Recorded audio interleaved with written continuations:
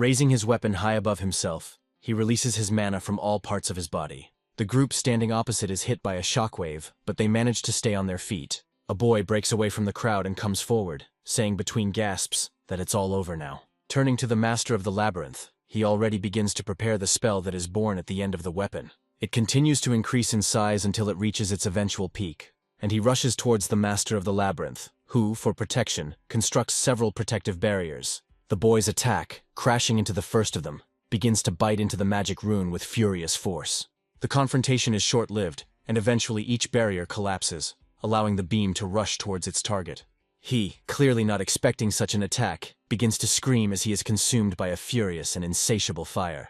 The result is a powerful explosion, scorching the group standing at a fairly decent distance. The gamer breathes a sigh of relief, happy that he has finally managed to win, and talks about the difficulty. However, he believes that he did not have too much difficulty, since his character is a magician. The boy's exploration of the achievement screen is interrupted by a sudden notification. He is offered to try the latest difficulty of the developer level, which cannot leave him indifferent. The skill offer puzzles the guy, but he is not sad, deciding to re-roll in case of failure. Since his hero is a mage, the gamer puts all the points into wisdom and starts the game, but then something strange happens. At the moment when the boy tries to understand what is happening, he is blinded. From somewhere in the darkness, voices come calling for him to wake up, and Caleb's eyes snap open. A mean-looking guy, calling his interlocutor a criminal, asks if he can't collect his thoughts. The guy mentally tries to understand whether this person was really talking to him. He comes to the conclusion that this is a dream, because he is not a criminal. But just a second ago, Caleb was just playing a game. The man doesn't like the smile opposite at all, and he calls its owner an impudent bastard. He jerks the boy towards himself sharply, then immediately pushes him away, unclenching his fingers, saying that he will die soon anyway. The man advises that it is better to go crazy in order to feel less pain. Caleb convinces himself that it is just a dream, but for some reason he clearly feels a strong pain. Looking at all these people, the guy tries to understand why this dream seems so real. The old man who emerged from the portal says that everyone should have received their magic wands. For those who have committed crimes and become slaves, this labyrinth is the last chance to change their fate. The money earned in the labyrinth can be used to buy yourself freedom. Hearing the words that if they want, they will be given the chance to become a student at the Magic Academy, Caleb remembers the game. The setting is incredibly reminiscent of the Abyss Labyrinth, and the guy doesn't want to believe that he is in a game. Meanwhile, they are told to go inside in the order in which their groups were assigned. They walk in the semi-darkness with identical thoughts in their heads, but with different opinions on this matter. Caleb thinks that he has no idea what's going on, but he's in the body of a character he just created. If this is a labyrinth within a game, then the situation is not the best, and you need to, first of all, weigh everything carefully. The guy is going to find out the statistics of those who came with him, including himself. One of the companions assures the others that everything is fine, because he has just received a divine prophecy. And saying that he was informed that they would all die, the prophet bursts into mad laughter. Caleb mentally concludes that this man has gone crazy, and everyone here is scared to death. He asks the prophet to calm down, saying that as long as they stay focused, they can all survive. The guy suggests moving slowly, but he is interrupted by a shout asking to be taken away from this place. Caleb mentally calls the panicker a fucking idiot, turning to face him. But I can't voice my further thoughts out loud, because what I see takes my breath away. For the escape attempt ends with a resounding fall of his body after he is pierced in several places. A little further down the course, a sinister chuckle is heard, and a goblin's face appears from the darkness of the corridor. The madman, echoing the mad laughter, rejoices that everything happened exactly as he said. Starting to say that the oracle never lies, he falls silent, forever. The goblins are already becoming more numerous. They appear from the darkness, anticipating a wonderful feast. As the prophet's body falls to the floor, the elf squeals in fear, and the goblins continue to approach. Trying to digest what had happened to the second of the group, Caleb became aware of accelerating footsteps. The goblins rush towards him, and a thought strikes the young man's fevered brain. He involuntarily thinks about what will happen to him if everything continues like this. And the vile creatures, without wasting any time, lower their weapons with a battle cry, finding themselves very close. Thoughts about death prevent one from thinking clearly. But in this situation, one cannot think about anything else. And at this moment, a special ability called the step-by-step hourglass is activated. The clock pauses for one turn for 60 seconds, passing the baton to Caleb and starting the countdown. The guy tries to understand what it is, reading the lines about how the ability is triggered automatically in emergency situations. Caleb realizes that time has stopped only after 5 seconds, He admires this, but quickly pulls himself up short, reminding himself that something else is important now. The guy orders himself to first raise his wand and block the sword strike. Hearing a distinctive sound, he notices the action points indicator and begins to reason. It follows from this that only 1 point is spent on one movement. The guy thinks that it is difficult for him to combine. Just when he thinks he can't dodge and block at that speed, he notices something. And the question arises in his head about how he can still breathe if he can't move. Caleb wonders if he can speak and checks his action points gauge. By visualizing, the guy assumes that his speech will be viewed like a command in a chat. Just one wave of the wand takes away another action point. There are only 5 seconds left until the end of the turn, and moving an object takes another -1. The guy casts a rune, and this is equivalent to another action, emptying the gauge completely. When there are 2 seconds left in the countdown, Caleb speaks the activation words for the fireball spell. The system announces the end of the turn, the flip of the hourglass, and a 60-second recovery time. And the very next moment, an all-consuming flame bursts out from the end of the magic wand, roasting the enemies.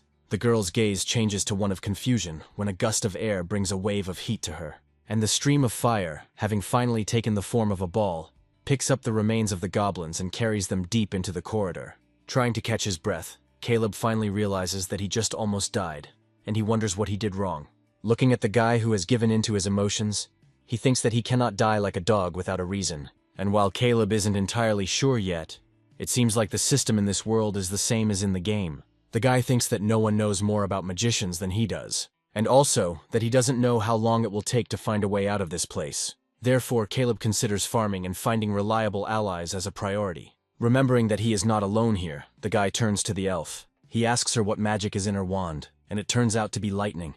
But the girl warns her interlocutor that she has never used magic wands before. Letting out a heavy sigh, Caleb tries to reassure himself that it's better than nothing. He says that even in this situation the elf has no choice, and advises using a wand in case of an attack. And yet, be that as it may, they should now try and find a way out of this place. Caleb thinks about not knowing who it was, the developer or God, who dragged him into this horror. The elf asks her involuntary companion to wait for her, and he thinks that he will survive. Several years ago the labyrinth was destroyed, and this caused terrible consequences. Monsters poured out of the resulting portal and immediately covered the entire surface. As a result, countless adventurers and mages died. Slaves are thrown into the labyrinth, and those who survive are raised to train labyrinth-exploring mages. But this is just the premise of the game, so there is no guarantee that everything Caleb knows is true. The girl hesitantly introduces herself as Yurnil, and the boy, reciprocating, says that there is no need for thanks. For a while, an oppressive silence hangs between them again, but the girl can no longer hold back. Yurnil dares to express surprise at the boy's calm and taciturnity. The fact that he interacted with others quite a lot on the slave ship raises questions in Caleb. He understands that there may be people here who knew who he has now become before. Yurnil says that she used to live in the Enchanted Forest, and then got a job at the mission center. But it turned out that the company was dealing in drugs, and falsely accused the elf. And that's how she became a slave. Thinking that stress might be the cause of her talkativeness, the guy asks her to calm down a little. And then time, as usual, freezes, presenting a scale to the attention and inviting you to make your move. The countdown that has started makes the guy think that he has stepped into a trap, but Caleb immediately mentally urges himself to remain calm to avoid problems.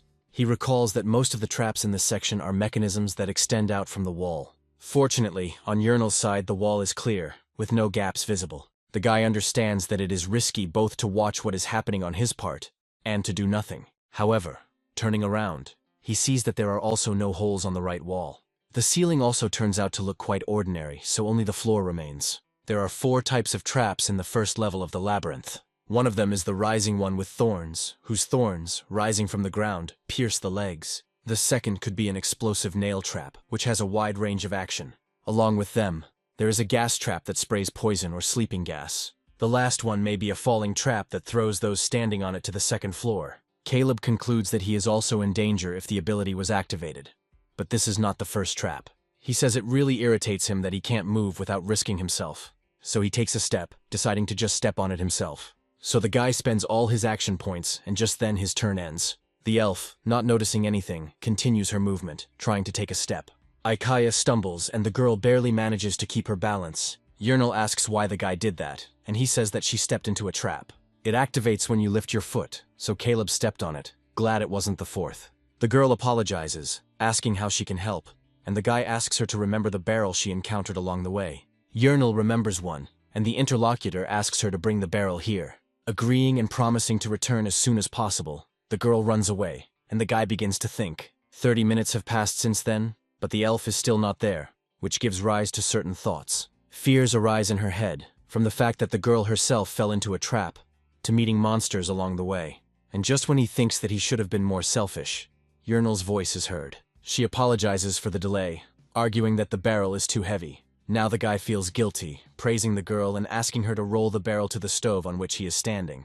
Now that they're far enough away, Caleb is going to switch to his wand, telekinesis. He wants to check because the trap may be unknown to him, and turning his magic wand in the required combination, the guy makes the movement. The metamorphosis begins to occur at the moment when the barrel is lifted, and then it explodes with a deafening sound, causing Yernal to squeal in fear. Thinking that it was a nail trap, the guy suggests to his partner to continue on their way, and she agrees. The thoughts of monsters and traps keep coming back to him, and Caleb mentally urges himself to be more careful. But there is definitely hope, because thanks to the hourglass, he makes the first move. The question arises in my head, is it possible to launch this ability at will? And the guy also wants to confirm or deny whether action points are spent when casting spells. The loud slap from the front, signaling the appearance of enemies, does not throw him off balance this time. On the contrary, the guy sees this as an ideal opportunity for himself. The goblins chuckle evilly as the system announces the activation of the hourglass. While casting Fireball, Caleb notices his action points gauge draining. The system starts a countdown from the start of the recharge of the skill performed. When this time is up, Caleb activates Fireball again, concluding that each spell costs an action point. The guy sees a notification about the end of the turn, and at the same moment, the space around is engulfed in flames. When the spell reaches the goblins, it fries them thoroughly, forcing death screams out of the creatures. The guy allows himself to look away from his targets only when they fall silent. He thinks that he could theoretically fire 4 fireballs in one turn. The girl is delighted, because she believes that Caleb has quick summoning and summoning without a spell. She says to herself that she is weak and unable to use magic. Saying that she is of no help and calling herself a burden, the elf expresses regret about this. Caleb mentally agrees that the girl is useless as a warrior or a mage, but she has another advantage. The boy asks Yernal how far she can jump, and she is puzzled by this question. Remembering what happened then in the magic forest, the girl says that it seemed to be about 4 meters. The guy makes an analysis in his head, according to which Yernal's agility should be at least 5. Handing her the weapon, Caleb asks if the elf would like to try using the bow. Yernal admits that she also finds it more convenient to use a bow, and sometimes she also shoots with it. The guy encourages this and asks his interlocutor to cover his back, and also asks for a magic wand. The girl promises to try to buy time to make it easier for the guy to cast spells, and he thinks about the abundance of magic wands. The elf's ear catches an unguarded sound, and she turns to Caleb with concern. Turning around, the girl informs her companion that someone is following them. Caleb follows her example, turning his head in all directions in order to anticipate the attack. Not noticing anyone on either side, he tells the girl about this, but she stands her ground. Caleb has an idea about this and asks the girl to close her eyes for a second. The blonde gets scared, asking a lot of questions about the reason for such an unexpected request. But in the end he gives in, exhaling heavily and meekly agreeing. Caleb asks her if Yernal can tell where and how many stones fell. Hearing the answer, the guy is convinced that the elf has an ability called Sound Display. Now he asks to name the number of people who were following them, which turns out to be 4. Hearing that they are all heading in their direction, Caleb mentally becomes wary, fearing for their lives. He tells his partner to follow him, offering to find a place to hide, and Yernal agrees to wait in one of the corners until the pursuers pass. Crouched behind the wall, Caleb tries to keep his cool, but the approaching footsteps make him nervous. They are getting closer and closer, and the guy understands that he needs to do something immediately. The elf is even more tense, because she doesn't even have the beginnings of a plan in her head. Realizing that delay would only be to their detriment, Caleb jumps out and orders the intruders to stop. Pointing 2 magic wands at them at once, the guy asks about the reason for following them. Baldy responds that he has no business with Caleb. However, he and his friends need our hero's partner. The bald man promises to spare his interlocutor if he simply gives them this elven bitch. Novice spells won't be able to penetrate these shields anyway, just like these toothpick arrows. He advises against even trying to repeat the spells, promising that the first attack will be theirs. The man recommends saving your energy for something else and choosing the easy way out. An alternative option is to join them and work together as a group of 5. The man himself proposes to divide the subject of the dispute between themselves. Yernal's voice vibrates with fear as she turns to Caleb questioningly, awaiting his verdict. The man continues to persuade the boy to his side, but he mentally answers him negatively. Caleb thinks that with Urinal on guard he can rest, but with them that won't happen. And the guy tells these bandits to shut their dirty mouths and leave if they don't want to die here. Urinal can't believe his luck, joyfully shouting out his comrade's name. And the bald man, smiling, clarifies, assuming that his interlocutor is quite the joker. But he replies that he is speaking in all seriousness now. The conciliatory expression falls from the bald man's face as he spits out a word of agreement.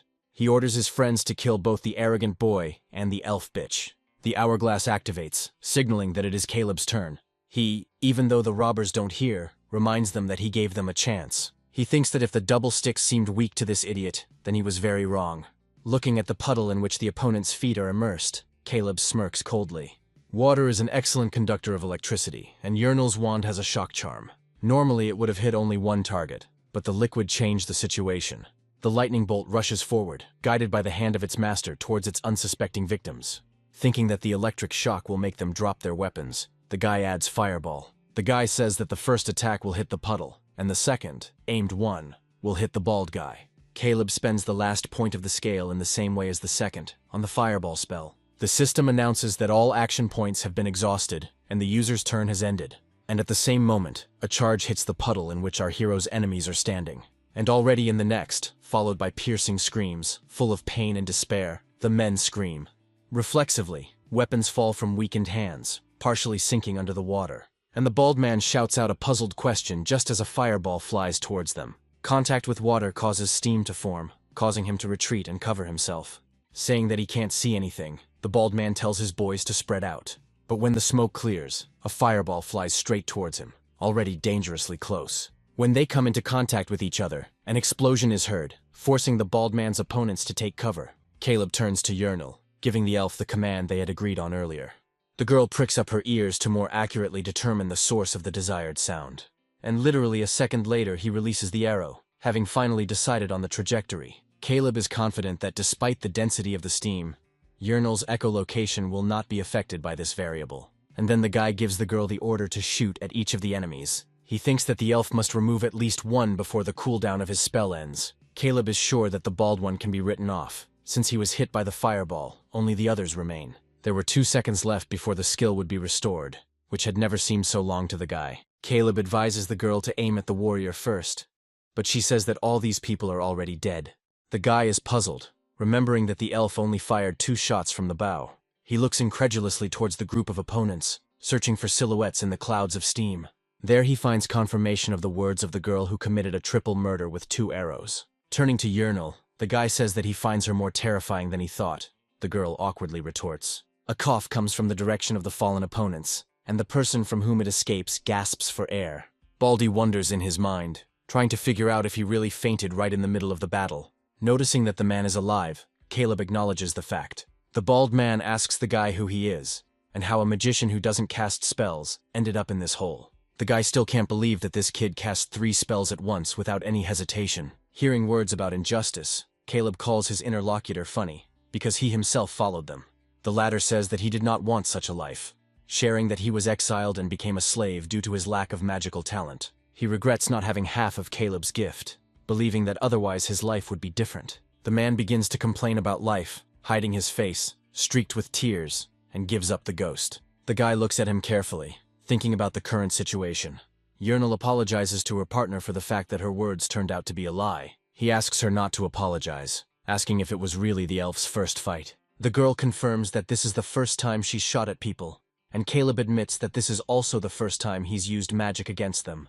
He offers to examine the equipment of his former opponents, mentally amazed at the calm after the first kill. Caleb is sure that everything would be different in reality, but now it doesn't even seem shocking. Although, remembering the goblins, the guy recalls that back then he was truly afraid of death. Caleb's thoughts shift slightly as he glanced to the side, and yet he is firmly convinced that he will never be able to get used to the smell of blood and burning flesh. At the same moment, Urinal's voice is heard from behind, informing her comrade that she has found the backpack. Looking at it, the guy asks whose it is, to which the girl suggests that the item was stolen from another adventurer. Inside are a handkerchief, a Bible, a frying pan, bread, a knife, a rope, and a wallet. The adventurer looking out from the photograph is named Avinson and has been awarded the rank of F. Urinal is surprised by the name, saying that there is no such thing here. Caleb assumes that this is the real owner of the backpack. The boy believes that he most likely died and was robbed and killed after he fell behind. Now that he thinks about it, he died in the game too, and the bald man knew the basics of combat tactics, but he didn't expect the trick. Putting himself in his shoes, Caleb believes that he would never have considered such a possibility. He thinks that he would have died the same way. Without the hourglass, he would have been dead long ago. Relying solely on ability and luck is not his style. Caleb calls Yahello with him, offering to move on. The girl agrees. He thinks that he needs flawless strategies without variables, because his life depends on it.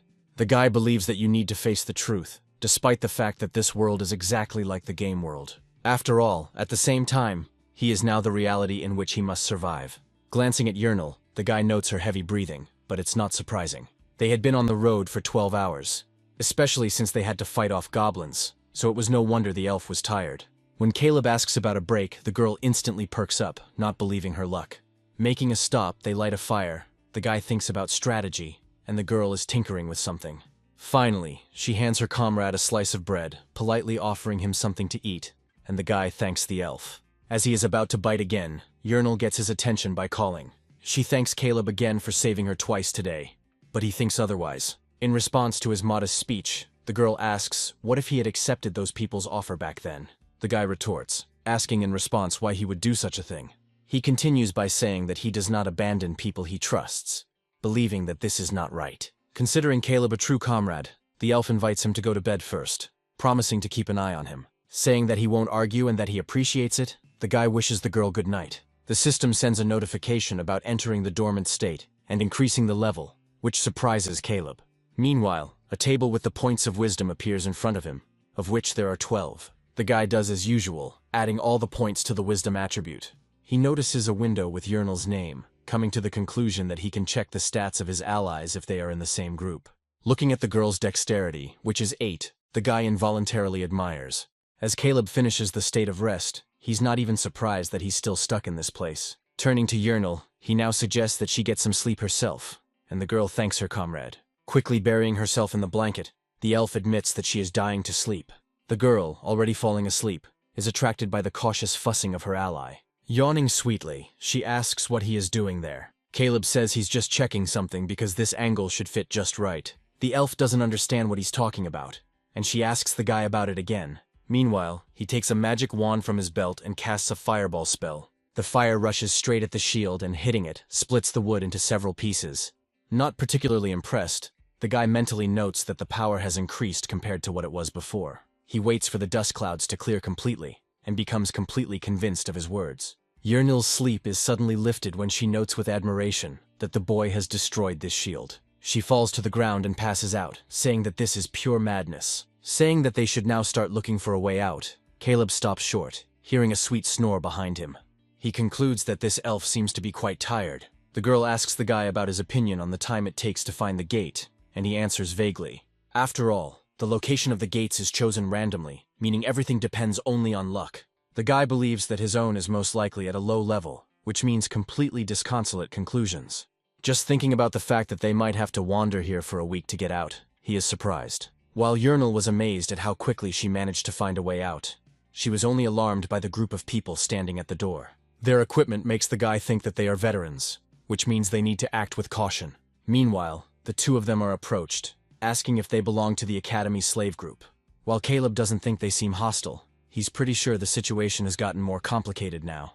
The gnome asks Emma when the last time the Academy sent slaves to the labyrinth was, and she replies that it was yesterday at 10 in the morning.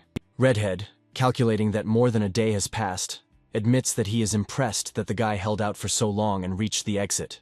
Looking at the elf, the dwarf notices that she has abandoned useless magic in favor of a bow. Screaming in fear, the girl jumps back and hides behind her comrade's back. Noticing 2 sticks in a person's hands, the interlocutor makes the assumption that he is confident in his abilities. The gnome likes Caleb's confident answer and asks about the fireball wand. Hearing that they have it, Redbeard turns to his ally. Cycle believes that they can't just continue to sit in this place forever. Emma likes Caleb's confidence and suggests simply taking the guy in, but the dwarf retorts. Not only is he a low-level mage, he might be the same as that clown, Avison, and our hero gets tense. Assuming that this is the group of that adventurer, the guy asks them if they have lost their teammate. Without turning to his interlocutor, the dwarf answers in agreement, and he explains that on the first floor they encountered the Black Hornet, and Avison did not survive. The man says that this guy was one of the few people he really liked. It's a pity he wasn't good at magic. Emma reminds the redhead that Avison is still alive, because he used the soul preservation spell, and he can still be revived. A conversation arises between the three about where they can now get the Scroll of Resurrection. Caleb suggests that they have found a way out, but without the magician they won't be able to deal with the boss guarding him. If there is a priest in the squad, then it is not undead. The troll, salamander, and bronze goat are also out of the question. The guy's choice stops at a flying character. While Yurnal asks him what they should do, Caleb thinks that the trio are eyeing her because of her archery skills. But if they were asking about the fireball spell, there is only one correct answer. And Caleb asks the trio point blank if the boss is a poisonous spider. Emma is puzzled as to how he could have found this out, and Saikal is surprised by the slave mage's knowledge of the poisonous spider. And the dwarf notices that Caleb seems quite knowledgeable for a man of his position. The interlocutor tries to hide a smile, responding with modest agreement. In fact, he knows that the poisonous spider is a monster that attacks its enemies with deadly poison and webs, so the entire room of this boss will be covered in webs, and the spider will move through them at an insane speed. He will attack the squad, applying debuffs such as slow and bind to them. Once you get stuck in the web, you can consider yourself dead. Therefore, the only one who can resist this monster is a mage who specializes in fire magic. To drag the spider down, he must set fire to the ceiling to burn away the web. Caleb is very clear that he is the only one who can do this right now. Emma says she's all for it and offers to take it on, considering the challenge simple. Saikal agrees, saying that although he himself knows little about this guy, he is smart. The dwarf is confused. After some thought, he announces that he has made a decision, and he says that the two will join their group for a while, but Caleb politely declines. The Trinity is stunned, and the dwarf voices everyone's thoughts, incomprehensibly inquiring about the reason. Yurnal asks Caleb to wait, asking why he refused them, seeing this union as a great opportunity. Asking again about the great opportunity, the guy agrees that it is a chance to defeat the boss on the way out. After all, defeating him means that the gate will finally appear, and they will be able to get to the surface. There's just one thing those three aren't telling you, but Caleb knows. Only 4 people will be able to pass through this gate. Yurnal begins to guess what this is about. Caleb continues, saying that the gate is unstable and is letting people through one at a time. Every time someone crosses them, it further destabilizes the situation, changing the color from green to red.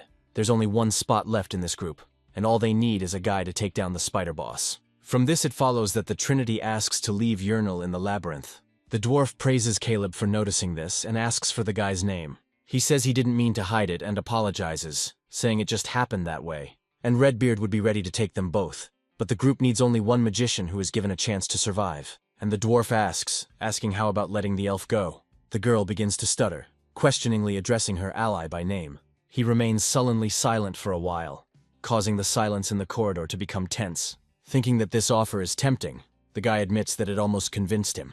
But if he's still a slave after he gets out, they'll just send him back. Thinking about whether those 3 would have left him in their group, the boy believes that he would have been thrown back among the outcasts. Thinking that he will never find another Yurnal, Caleb begins to speak, and he says that he will not leave this girl, adding confidence to his voice.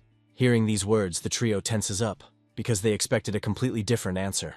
Even the elf herself is puzzled, considering her friend's behavior somewhat reckless. Our hero, meanwhile, says that he will make a counteroffer to the group instead. Hearing the proposal to hire them, the dwarf is perplexed, because in exchange for payment, this guy will lose the gate. But he still tells this impudent little bastard that he agrees and specifies the price. By naming a price of 10,000 gold, the boy makes Yurnal cry out and ask if he knows how much it is. Caleb grins and answers yes, and he mentally adds that the magic stones and equipment they looted today can be sold for 2,000. Each of their slave contracts is worth 3,000, meaning the pair will be able to cover the cost of their freedom and emergency expenses.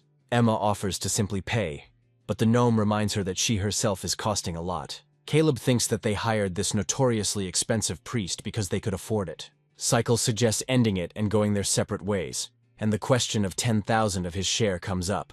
Caleb is well aware that the real reason for all this is Avison.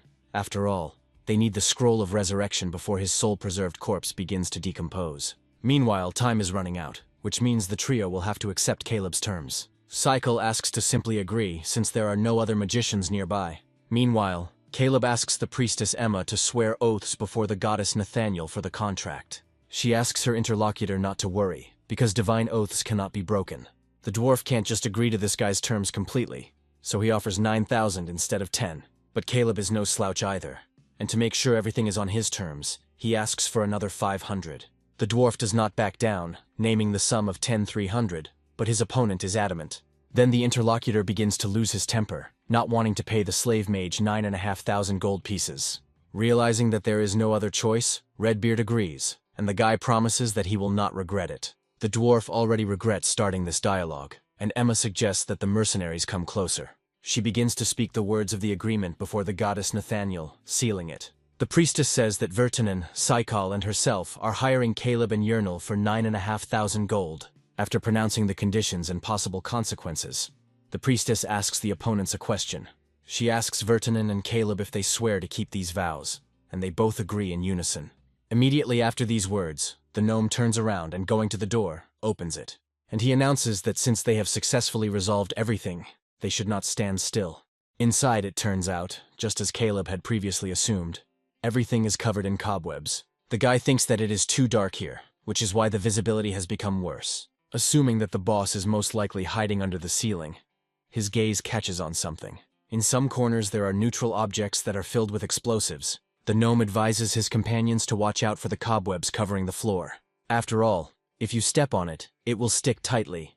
Caleb considers it even more important to determine the location of the boss. The gnome thinks that you just need to burn the cobwebs on the ceiling and not play the hero. He is about to say something else, but from somewhere above comes an eerie sound. Something flies straight at them at high speed, causing everyone in the group to tense up.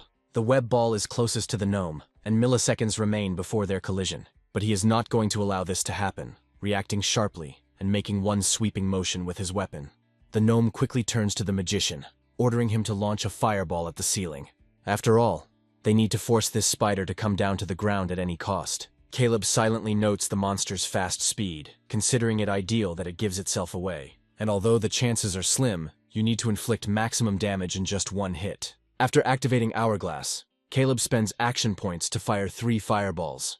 He spends the last one on it, resetting the scale, and thus ending his turn. Several spells soar into the air, heading straight towards their intended target. Already feeling the heat from the nearby fireball, the spider lets out a piercing scream. The collision proves inevitable, hitting the same spot 4 times. Saikal is hit by 4 attacks in just one turn, causing even the priestess to curse. And while the dwarf is trying to figure out if he missed the boy's spell, he tells everyone to concentrate. Thinking that, from his experience, there is no need to waste time, the guy gives a prearranged signal to Yernil.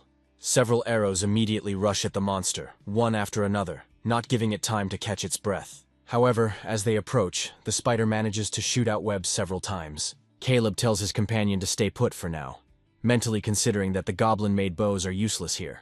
With a screech from the spider, a pillar of fire suddenly shoots up, scorching those standing nearby with a wave of heat. Caleb asks the priestess to create magical shields, and she obediently agrees to put them up. He tells Saikal to attack when the shields are raised, and he tells the brat not to give him orders. But despite this, he takes off like a lightning bolt before the smoke has cleared.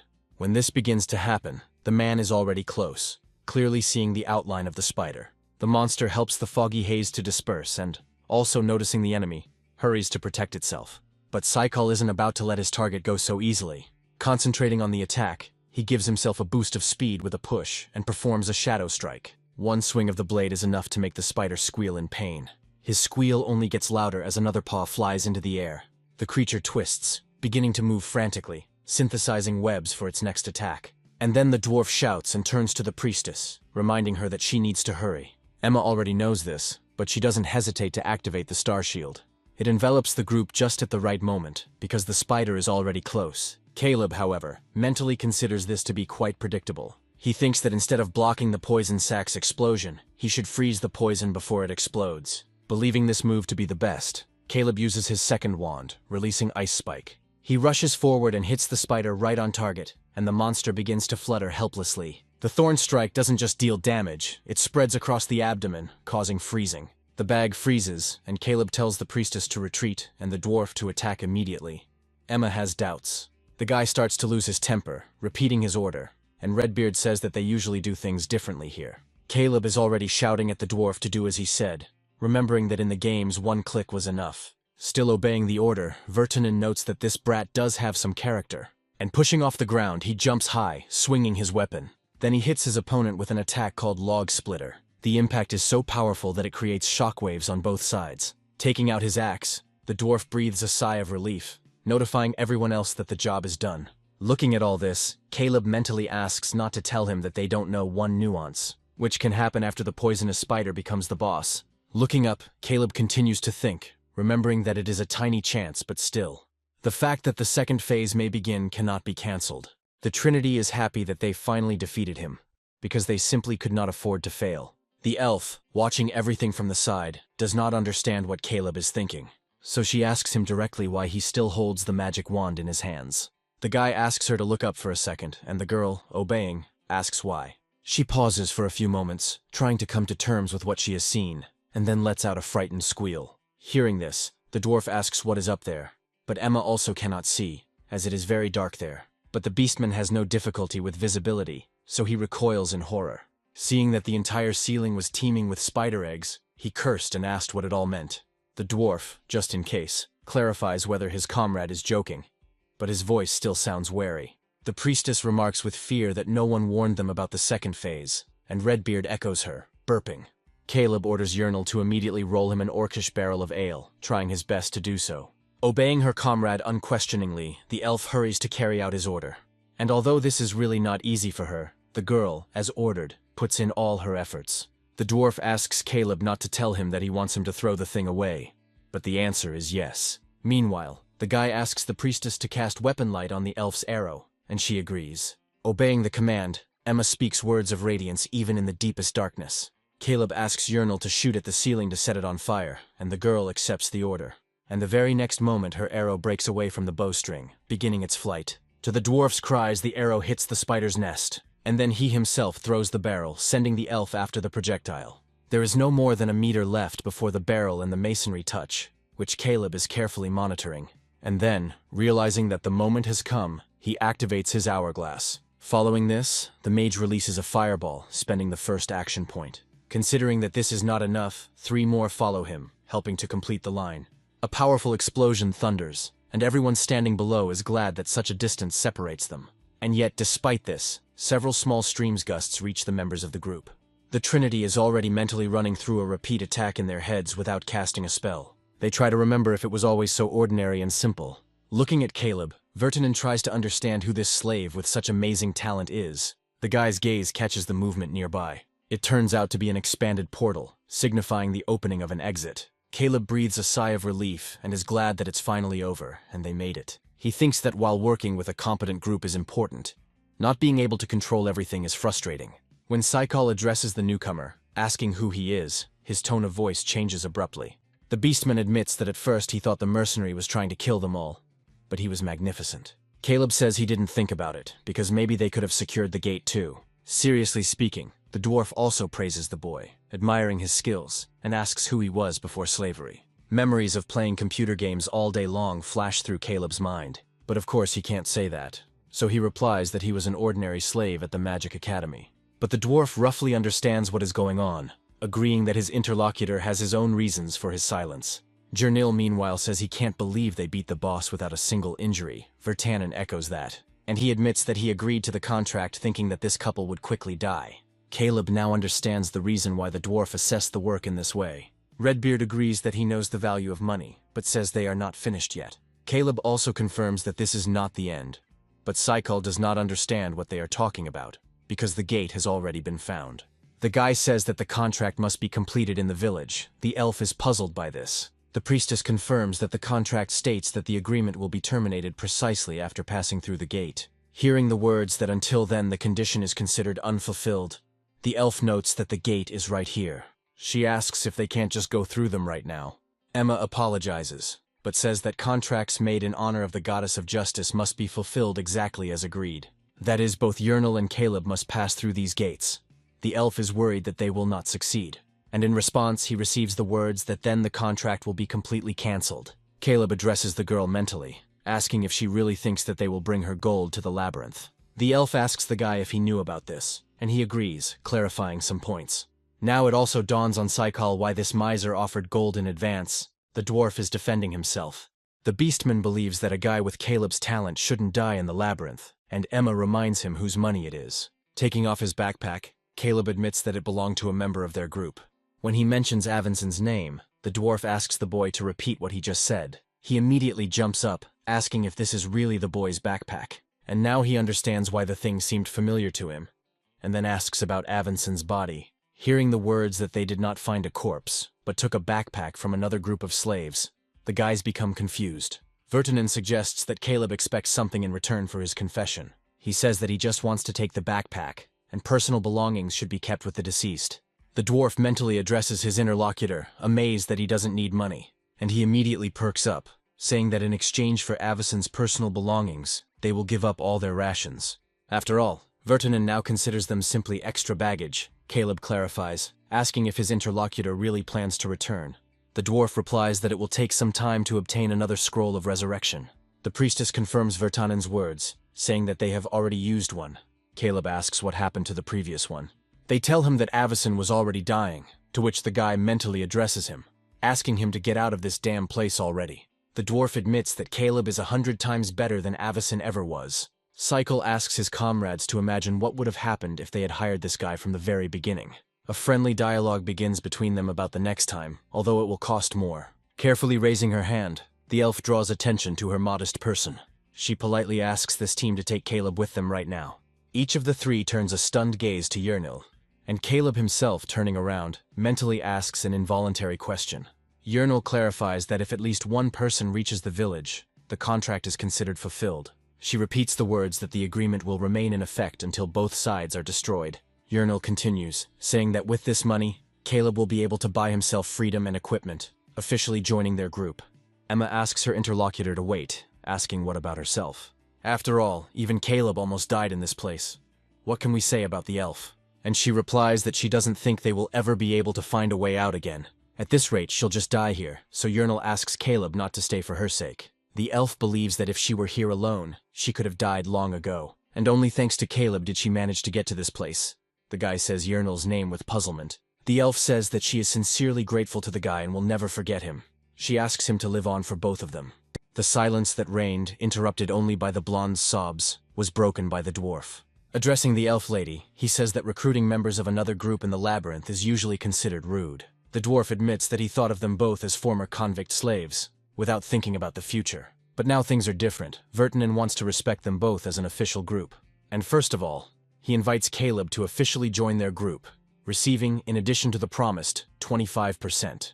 Thinking about it, the guy finds this offer quite generous. Yernil stands her ground, saying that she is fine and will somehow manage on her own. The elf cannot allow Caleb to die because of someone like her, so she suggests that the guy at least part with a smile. And the system informs about the possibility of expanding the hourglass when choosing to stay with Yernil. Caleb ponders the possibility that this might be a hidden feature of the hourglass, wondering what to do now. It looks like the skill expansion is about commanding party members, which brings up some interesting thoughts. Caleb suggests that this way he can give orders to others during his turn, but within their capabilities. But he is more inclined to believe that the command he will be able to give will most likely be a simple action.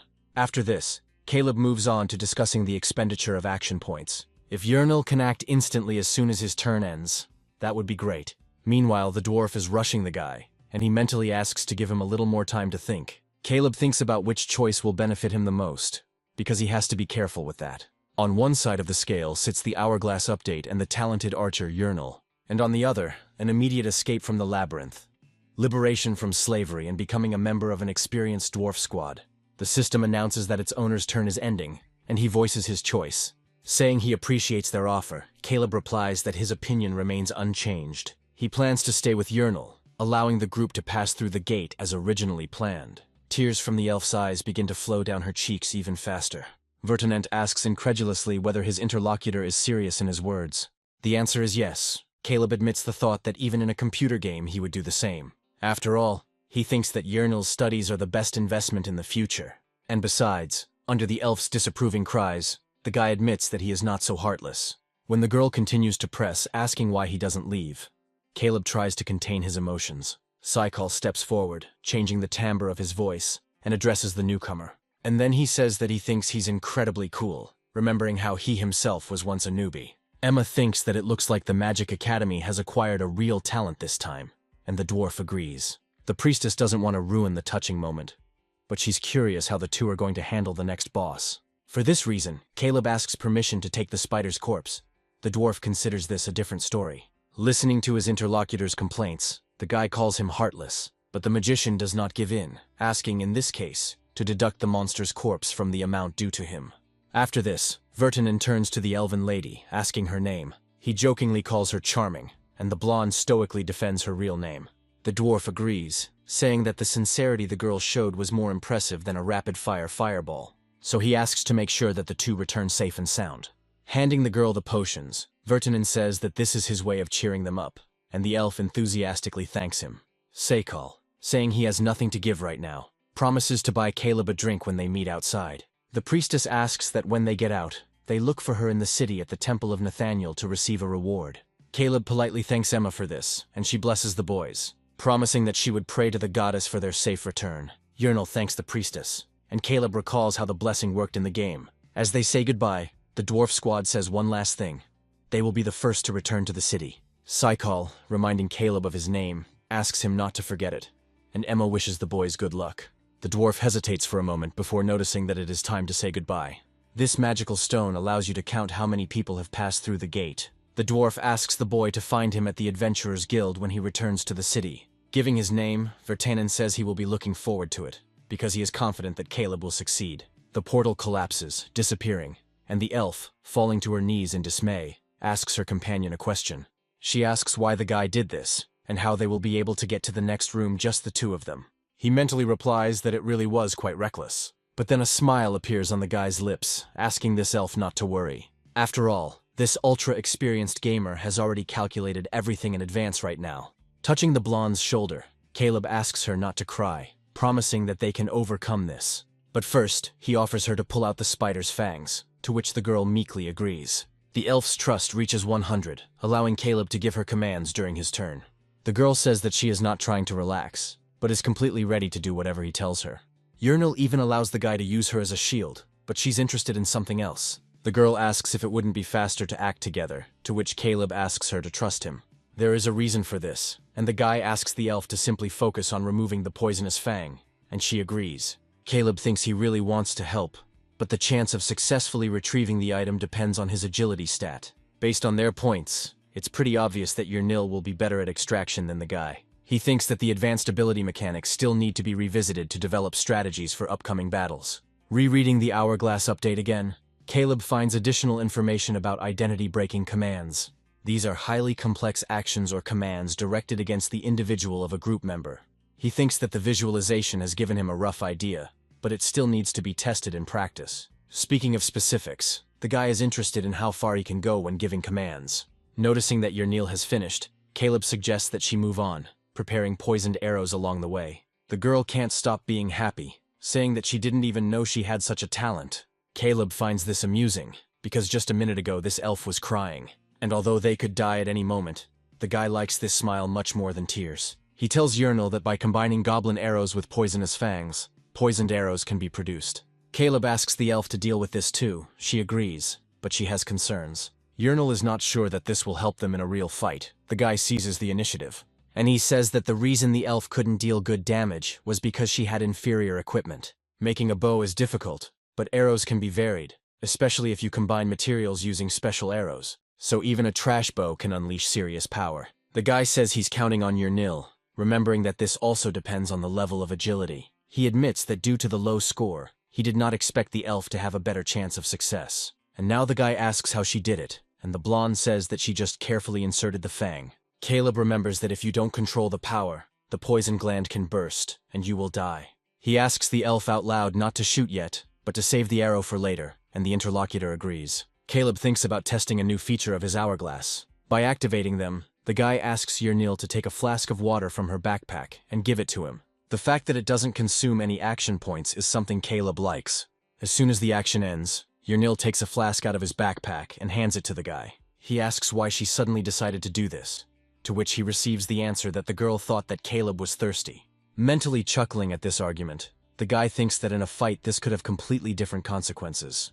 Noticing potential opponents nearby, Caleb believes he has a great chance to test them, and he activates the hourglass, cutting out a turn for himself in the usual 60 seconds. The first thing he does is take out one of the goblins with a fireball spell, and he leaves the second one with Yahello, asking her to shoot him in the leg, and the move ends. While the first creature writhes in hellish torment, the second screams in pain. The goblin doesn't understand what's happening, and his scream becomes even louder. When Caleb is nearby, pointing his wand at the enemy, the latter makes a questioning sound. Activating Fireball, the guy asks the elf why she shot him in the leg and not in the head. Saying that it would have been easier to hit the leg, Yahello begins to apologize, and her interlocutor becomes thoughtful. He reasons that following orders voluntarily can come in handy when he himself can't cope. And remembering that he read about this in the notes, he is going to conduct a test. After activating the hourglass, Caleb asks Yahello to dance the low break, but nothing happens. Then the guy activates the ability again, asking the elf to dance as she likes. When his turn is over, the blonde begins to beat out a rhythm known only to her. And then suddenly he really starts dancing strangely, enjoying his own initiative. A few seconds later, she freezes as she catches her companion's disapproving gaze. Impressed, Caleb now understands how it works. Embarrassed by her own actions, Yahello apologizes, to which the guy suggests that she continue walking for now. They remain in silence for quite a long time, which causes discomfort to both of them. Turning to the elf as if by the way, the guy thinks. He wants to defuse the situation, believing that to do this, he needs to ask Yahello an important question. Caleb asks the elf to tell him everything he knows about him before they enter the labyrinth, and she begins, causing the boy to choke on the clarifying question about him becoming a slave because he was accused of murder. Yahello admits that she thought he would be scary, but he wasn't, which makes her feel relieved. The elf expresses confidence that the guy had personal reasons for this, and he reluctantly agrees. Yahello continues, saying that she heard that Caleb killed a female comrade from the Fox clan. Remembering this race, the guy mentally notes a predisposition to magic and a high intelligence stat. Yahello assumes that this rogue did something unforgivable, which angered Caleb. The same one, thinking that this looks like a cult, mentally asks the elf for forgiveness. Saying that a lot has happened, he continues on his way, and the girl asks if he was an adventurer. Yahello recalls that the Magic Academy assigns one experienced adventurer to a team of slaves, and now she understands why they do this. Glad that she has Caleb. The guy thinks about what he heard, realizing what he was like before the obsession. Meanwhile, the girl screams, noticing something nearby, and soon the guy himself sees that they are near the exit. Although he expected the exit to appear again, such quick luck puzzles and makes him think. The elf attracts Caleb's attention, asking him to look at it. Having studied the face of this young man, the guy realizes that he is Avison. The last one looks like he's sleeping, which makes one wonder about soul preservation magic. Caleb suggests that this magic could be insanely expensive, something slaves couldn't even dream of. The assumption that Avison is a nobleman leads the guy to characteristic thoughts. Noticing the absence of one of his legs, the boy asks Yahello if she hears any chewing or grinding sounds nearby. Listening at the same moment, the elf confirms his guess, catching truly unpleasant sounds.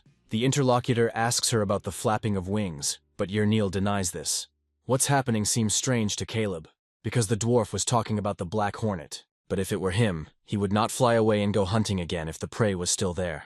Caleb then rhetorically asks if they should check the direction of the noise. Yahello pauses and says that in fact there is no need for this. After all, what makes these unpleasant sounds is right here. The creature turns out to be a Black Hornet larva, and Caleb gets thinking.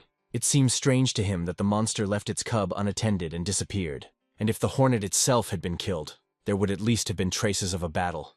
But only one larva remained.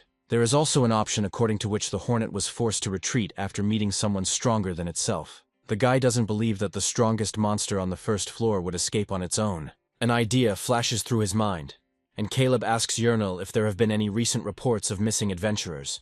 The elf says that there was someone named Mr. Back-Ek, and the guy finds out the details. And then, while Yahello asks about the reason for the sudden interest, he realizes that things are bad. Breaking out in a cold sweat, the boy thinks that the worst-case scenario for a magician is becoming an outcast. The elf asks her partner what's wrong, and he asks her about the possessed adventurer. She says she doesn't know anyone like that, and Caleb remembers that this is indeed rare in the labyrinth. After all, even after completing the game many times, there was only one instance of the Taken appearing as a boss. The adventurer's soul is captured by the master of the labyrinth and becomes a controlled, mad servant. He retains all the skills and spells he had in life, but they are now even more powerful. Now Caleb understands why they found the room with the exit so quickly and calls it a nightmare. Although Yahello doesn't quite understand what's going on, he asks if they're really finished already. The guy suddenly realizes that this was too much. He shouldn't let the elf see him confused. Asking her not to worry, Caleb says that although the situation is difficult, they will cope with it. Waved his magic wand, he promises that everything will be fine, because the girl has him. A nasal laugh and a request addressed to the interlocutor to stop talking like that come from the tavern. The offended dwarf defends his position, because he is telling the truth, but his interlocutor still does not believe him. The innkeeper begins to argue why a super-fast spellless mage is a fiction, and Virtanen retreats. The interlocutor notes that the most important thing is that the dwarf returned alive, and then asks him to wait. Virtanen is surprised by the foam, asking what it is, since he didn't order anything. The innkeeper says that he ordered it in a sing-song voice, and laughing, suggests that they drink it faster and stop talking nonsense. The dwarf pours the contents of the mug into himself purely out of anger. The innkeeper asks how Saikal is doing, and his interlocutor replies that he is doing well, despite his lack of experience. The man believes that everyone he introduces to the dwarf is promising. He compares them to Mr. Bakek. Virtanen laughs, considering the latter a legend among adventurers on the first floor. The dwarf says that no one could have thought that the master of the labyrinth would catch him, and the interlocutor agrees with him. Redbeard begins to talk about even more sad things, but he is interrupted by those who entered the tavern. Almost running inside, this woman asks if it is true that her son Avacyn is dead. The interlocutor, expressing regret, is forced to agree, speaking about the fate that befell the boy. Hearing the words that the young man was stung by a black hornet, the lady screams in disbelief, and he asks if she didn't ask him to take good care of Avacyn. The eldest son reminds his mother that his brother's soul is still alive. He suggests keeping calm and listening to Virtanen's story, agreeing that he is not guilty. The young man expresses confidence that a member of the Britvan family could not end his life so stupidly. Virtanen says that soul preservation magic lasts for a week, so resurrecting Avacyn shouldn't be a problem. The scroll of resurrection will be available in 2 or 3 days, and that's when they plan to set out.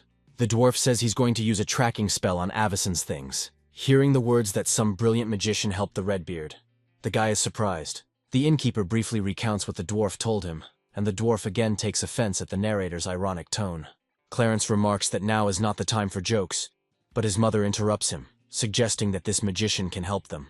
The dwarf agrees that it is possible, but says that there are only 2 people in his group. Clarence exhales heavily, repeating the words about there being 2 people in the group of slaves. The woman pulls him back, and she says that she doesn't care how long the search takes, and is ready to offer a reward to whoever finds the body. The space is cut by the scraping sound of a chair sliding back and the address of a random listener to Madame. He is interested in the price of the issue, which is what he actually inquires about, and he asks to hire them since they have already been on the 3rd floor and are not as incompetent as Virtanen. Clarence seems to be politely asking the beastman to be quiet, but his tone is unnervingly creepy, and the interlocutor, puzzled, begins to shudder under such powerful pressure.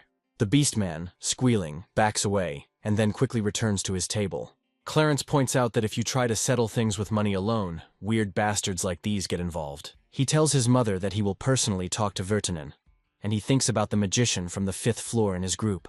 Clarence says that he will find Avacyn himself, since he is his brother, and besides, he is interested in that brilliant magician. And that same magician, turning to Yernal, says that this won't do, suggesting to end it. The girl clarifies what he means, and Caleb says that the larva can die of starvation in 2 days. But she is the child of the main boss monster on the 1st floor, and her scent prevents others from approaching. They need to move, because as soon as the smell disappears, the monsters will come to them en masse, Yernal worries. Caleb says that if Bakek is really here, the 1st level group won't be able to defeat him. He thinks that the best plan is for us to win and escape. Although it is difficult, we must have enough strength. Stumbling mid-sentence, the elf asks Caleb if they can defeat Bakek. Smiling, the interlocutor says that there is only one way, but it is extremely difficult. Yernal inquires about him, promising to do everything his comrade orders, and he inquires about the possibilities.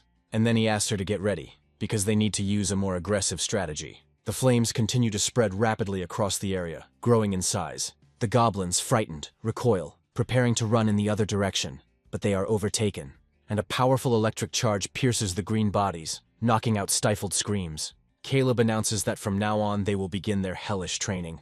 The guy says that they will catch 100 of these goblins, which causes Yernal to be confused. But he, leaving the elf without an answer, jumps up, rushing into the very thick of the enemies, and he begins to throw opposing spells in all directions as he moves. The goblins don't have time to attack, let alone defend themselves. And Yernal joins his comrade, providing support with a bow. Caleb thinks that on the 1st floor of the labyrinth, the limit of possibilities is the 5th level. Since he defeated the spider, he has raised his own to just above 4th. The guy is confident that with intensive training over 2 days, pumping will be easy. The reason the 5th level is important is because you learn a new ability. Caleb wants to collect only the most useful magic stones and throw away the rest. And now Yahello offers to hunt the goblin sorcerer. The elf, stuttering from exhaustion, agrees. The guy is going to track down the creature by finding the most useful scrolls. And he, already on the move, invites the girl to come with him, and she voluntarily, compulsorily agrees. Later, the guy praises his partner for her excellent work, and she echoes him in a tired voice. Caleb mentally assumes that all the preparations are finally complete. Yahello says that the sounds of the larva's breathing have become much weaker, as have her own. Caleb is sure that she is still alive, but will probably die tomorrow, since she has not eaten for several days. An exhausted Yahello offers to feed the larva Avicen. In his mind, Caleb apologizes to her, saying that they still need this guy. He says out loud that desecrating a corpse while its soul is still intact is a grave crime. In response to Yahello's question, the boy replies that he is going to fill this oak barrel with water, and he agrees that this is part of the plan, and then suggests that the elf get some sleep. She perks up when she hears these words, because that's exactly what she was waiting for. But he clarifies about the changing of the guard, to which his interlocutor says that he will sleep first. Yahello asks if he is serious now, but the guy remains silent, addressing her only in his thoughts. He thinks that there is nothing he can do about it, because he needs to level up to plan a strategy. Surrendering, Caleb says that in exchange he will be on guard for 30 minutes longer, which pleases Yahello. Then the girl wishes her partner goodnight, and he thinks that she can be surprisingly scary. But in the end, the guy asks Yahello to wake him up in 2.5 hours. Later, Caleb says that from now on they are heading to the exit room. The elf begins to hesitate. She assures him that she doesn't doubt him, but she wonders if he's really going to fight the boss like that. The guy asks her not to doubt him, saying that what she sees is not everything, and the willingness to kill the boss does not change anything. The elf says she means something else and says she's wondering if it will actually help. Caleb is confident, arguing that the Black Hornet's eggs are quite strong. As they approach the door, it opens with a distinctive creak. Entering inside, the couple with the caterpillar carefully move deeper, peering into the darkness. Finally, a silhouette becomes visible, its outlines reminiscent of a human one. With each step it becomes clearer that this is the case, and Caleb speaks up. Seeing his future opponent slowly rising, the guy hurries him, and he, having drawn a sinister smile on his face, begins to laugh madly. It takes only a couple of moments to realize that the enemy is no longer in his former place, but they are not able to turn around so quickly to see it with their own eyes. Continuing to chuckle nastily, the opponent makes a move, and at the same moment, Caleb's turn begins. The latter mentally admits to himself that he didn't even immediately notice such a rapid approach. He assumes that the enemy used shadow ambush to get behind him, and it's good that this action was predicted. And first of all, Caleb is going to hit him with a lightning strike, which consists of 4 charges. After this, the guy gives the command to Yahello to pour water on the enemy when he falls from shock. When Caleb's turn ends, the system routinely informs him about it, about the action points spent, and about the skill recovery. The enemy, clearly not expecting this, growls angrily, trying to regain control of his damaged body. As soon as he takes off, Yahello douses the enemy with water, as ordered. He is even taken aback by the plan that was so well thought out in such a short time. And Caleb, thinking that Bakak is in wet state, uses Ice Spike. It seems that he manages to get to the enemy, but the latter manages to outplay the strategist. Caleb, seeing this, realizes that Beck used a skill called Shadow Jump. Thinking that the enemy has used up all his movement skills, the guy realizes that there is still time. He then turns to Yahello, announcing his intention to lift the barrel. All this is necessary so that the elf can shoot at her. The elf follows her partner's orders unquestioningly, already knocking an arrow onto the bowstring. Throwing his hand with the ice magic wand forward, the guy repeats the spell he used earlier. By directing a stream of magic at the place where the puddle of spilled water begins, Caleb freezes it. Thus, they soon find themselves separated from the enemy by an icy lake. He, looking at the floor with irritation and suspicion, understands that this is also part of his opponent's strategy. And Caleb, mentally turning to Beck, asks him what his next step is. And while the guy is thinking about which skill the enemy will use, something unexpected happens. Yahello, who noticed the movement a little earlier than him, screams out, shouting her partner's name. She asks if he is okay and receives a positive answer, since the eggshell was able to protect him. The guy mentally admits to himself that, in fact, it scared him. Looking at the magic throwing dagger, he is amazed that it was used from such a distance. Caleb is only glad that distance has been able to reduce its destructive power. The enemy, grasping the blade more comfortably, begins to dissolve, which leads to certain thoughts. Caleb is confident that Beck's next move will be to use the invisibility skill. Then the guy asks the elf to find their enemy's position. She says that she understood him. Beginning to slowly move his ears, Yurnil uses his echolocation, and soon she manages to recognize the cautious and almost silent movements of Bakek. Saying that he is here, the elf points an arrow in the direction, indicating the opponent's position. He freezes in surprise, trying not to make any unnecessary sounds, although he understands that he cannot hesitate. It's not particularly difficult for him to dodge to the side, but it's not without disappointment. Thus, visibility opens up, and now the enemy's location is known not only to Yurnil. But he's not going to give up. He still has an ace up his sleeve. And when Caleb sees a grenade, the guy starts to panic. After all, his hourglass hasn't recharged yet. There are still 15 seconds left until that moment. But a smile of anticipation appears on Caleb's lips as he admits he's been waiting for this moment. And then the guy, pointing his magic wand at the caterpillar, says the words of the ice thorn spell. The creature's piercing scream suddenly stops, accompanied by other sounds.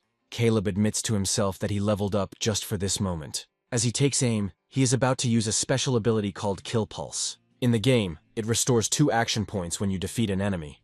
But now the conditions have changed. Defeating an enemy will award a temporary hourglass containing 2 action points for 60 seconds. The guy declares his target to be a bomb the size of a ping-pong ball, which is 10 meters away from him. And despite this, Caleb feels obliged to get into it at all costs. In his mind, he calls out to the divine powers, asking them to let him hit the target just this once. Caleb casts Lightning Bolt and the system tells him his turn is over. His opponent only has time to glance sideways in fear at the weapon in his hand, after which a crushing explosion washes over the space around him, breaking off pieces of the vault. And Caleb remains standing for some time with his magic wand pointed towards the enemy. The guy is mentally happy that his idea worked, remembering that he was the best shooter in the army. Turning to Yurnil, Caleb asks about Beck's location, and the elf names him. Then, without even thinking much, the guy sends the ice spike straight to the designated spot. The spell, hitting its target accurately, knocks muffled sounds out of his opponent. As it begins to spread throughout his body, it also causes him to wheeze softly. Believing that Beck will not be able to dodge, Caleb gives Yurnil the order to shoot. The time has come. Knocking a poisonous arrow onto the bowstring and taking aim, the elf silently follows the order. Piercing the crust of the previous spell, the projectile hits the target precisely. Caleb breathes a sigh of relief because he thinks it's all over now, regardless of the level difference. The bursting of the poison sac means certain and slow death. The guy remembers that under the influence of the gas, the target receives 20 points of damage for 20 seconds. Even though the enemy's health indicators are not visible, Caleb is confident that everything will be over in a matter of seconds. In his mind, he asks Bakek to stop resisting and give in. But something makes the guy pause. At what he saw, Caleb cursed harshly, and the elf tensed up like a string. The guy is convinced in his mind that he shouldn't have relied solely on luck and tells his comrade about Plan B. She asks again incredulously, and it makes Caleb think that he had hoped to avoid this. The realization of why the possessed adventurers in the labyrinth are so dangerous flashes through my mind. This is because they retain access to the special abilities they possessed during life. Caleb remembers the conversation with Yurnil the day before, when he suggested she start with just 1 poisoned arrow.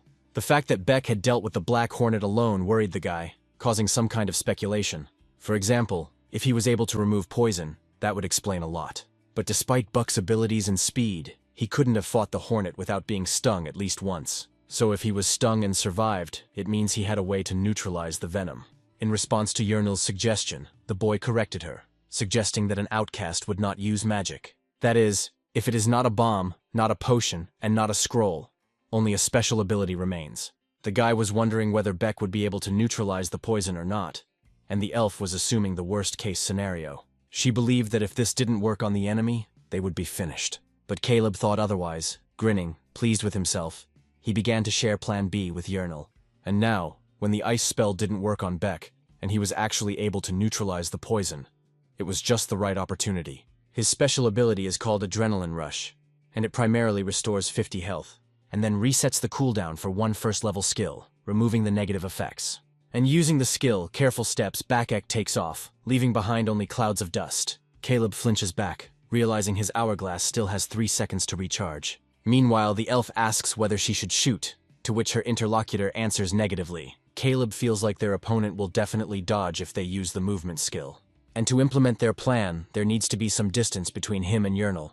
That's why the guy decides to take a crazy risk by making a move. Moving towards his opponent, Caleb shoots Lightning Strike at him.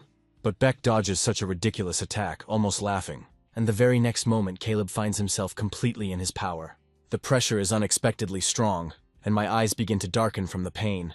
Caleb screams not only from the unpleasant sensation, but also from annoyance at being forced to drop his wand. Meanwhile, Beck sits down on him, grabbing him by the chest and raising a dagger, its tip glittering in the light. As the enemy's hand moves to his neck, Caleb hurries to give Yahello the command while there is still time. Realizing that something is wrong here, the enemy also turns towards the elf. Seeing her take aim, ready to release the bowstring at any second, Beck comes up with a plan. Using one of his lightning-fast skills, Shadow Surge, he moves himself and his victim away. A triumphant grin appears on his face when Beck sees the stunned state of his opponents. As the blade enters the yielding flesh, Caleb calls upon Yahello to execute Plan B. The elf herself shudders, shouting her partner's name, and he manages to dodge the second blow. Involuntarily, thoughts of how damn painful it is flash through his head, but the guy tries not to lose his composure, remembering the potion the dwarf gave him. The next moment something unexpected happens, leaving Caleb deeply surprised. He is amazed that the enemy decided to go through his pockets right now. Instead of an answer, the wastefully thrown vial with the remains of the potion breaks. The enemy rushes at Caleb, but then the system announces that it is his turn. Now it's his turn to smirk, and the guy says that this idiot is late, and he thanks the enemy for taking the bait and implementing his plans so clearly. Caleb adds, explaining that this is exactly what he has in mind, called Plan B. He says that he himself will survive thanks to potions, so the enemy had better take this into account. And this little dagger won't be enough to kill Caleb. And when there is only 1 point left for action, he asks Yahello to shoot this bastard right now. Finally, Caleb downs one more bottle, saying goodbye to this freak. When the time for the move runs out, Beck tries to strike his victim, but he encounters an obstacle, and his face reflects deep bewilderment, causing his brain to think feverishly. Caleb explains to his opponent that it is called magical armor, arguing that he did not expect it, and he turns to his companion, urging her to follow their Plan B. There is no need to repeat, and the next moment the poisonous arrow rushes towards its target. When Beck is hit by an arrow, Caleb asks him what it feels like to be hit twice with poisoned arrows. He, without taking his eyes off the projectile that was already releasing its steam, hisses with displeasure, trying to free himself. Caleb raises his voice, saying that now is the time for the real fight. As a muffled groan comes from the poison cloud, Yahello screams, asking the boy if he is okay. Beck bursts into a cough which causes blood to spit out, and Caleb, frantically gulping down the potions, thinks that it looks like he will have to drink them all to survive. The enemy groups himself, gathering his last strength into a fist, and growling, tries to push the guy away from himself. Noticing the gleaming tip of the dagger, Caleb is amazed that Beck is still capable of fighting. The opponent, meanwhile, overcoming the pain, swings the blade, trying to plunge it into the guy's body. Caleb tenses, fearing that his defenses might crack.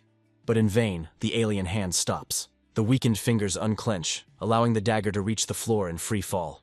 And the resisting body goes limp, falling down and disarming the one holding it for a while. Caleb looks at the fallen man at his feet for a while longer, expecting a trick. But still, he mentally rejoices that finally this tenacious bastard has died. Yahello keeps wailing as she walks, asking her comrade not to die, who asks the elf for a potion.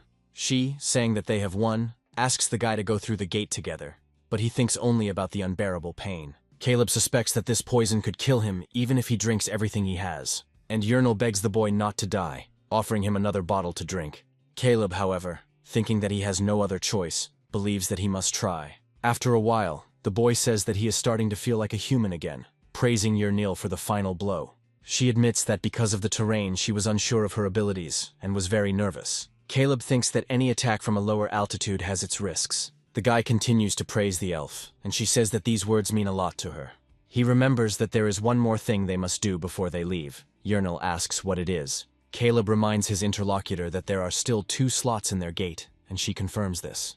And then the guy suggests that the elf take with her not only Avicen, but also Mr. Bakek. At the Mouse in the Beer Barrel Tavern, they ask what brings someone who doesn't drink in this establishment here. Vertanen clarifies that the interlocutor probably came to check the Scroll of Resurrection. In response, Clarence says that his brother's life is at stake, so he wants to see for himself. The dwarf says that the scroll the interlocutor requested will be ready today, and it will be possible to enter the labyrinth at 5 in the morning. The guy thinks that the period of action of soul preservation has almost expired. It is difficult to make it in time.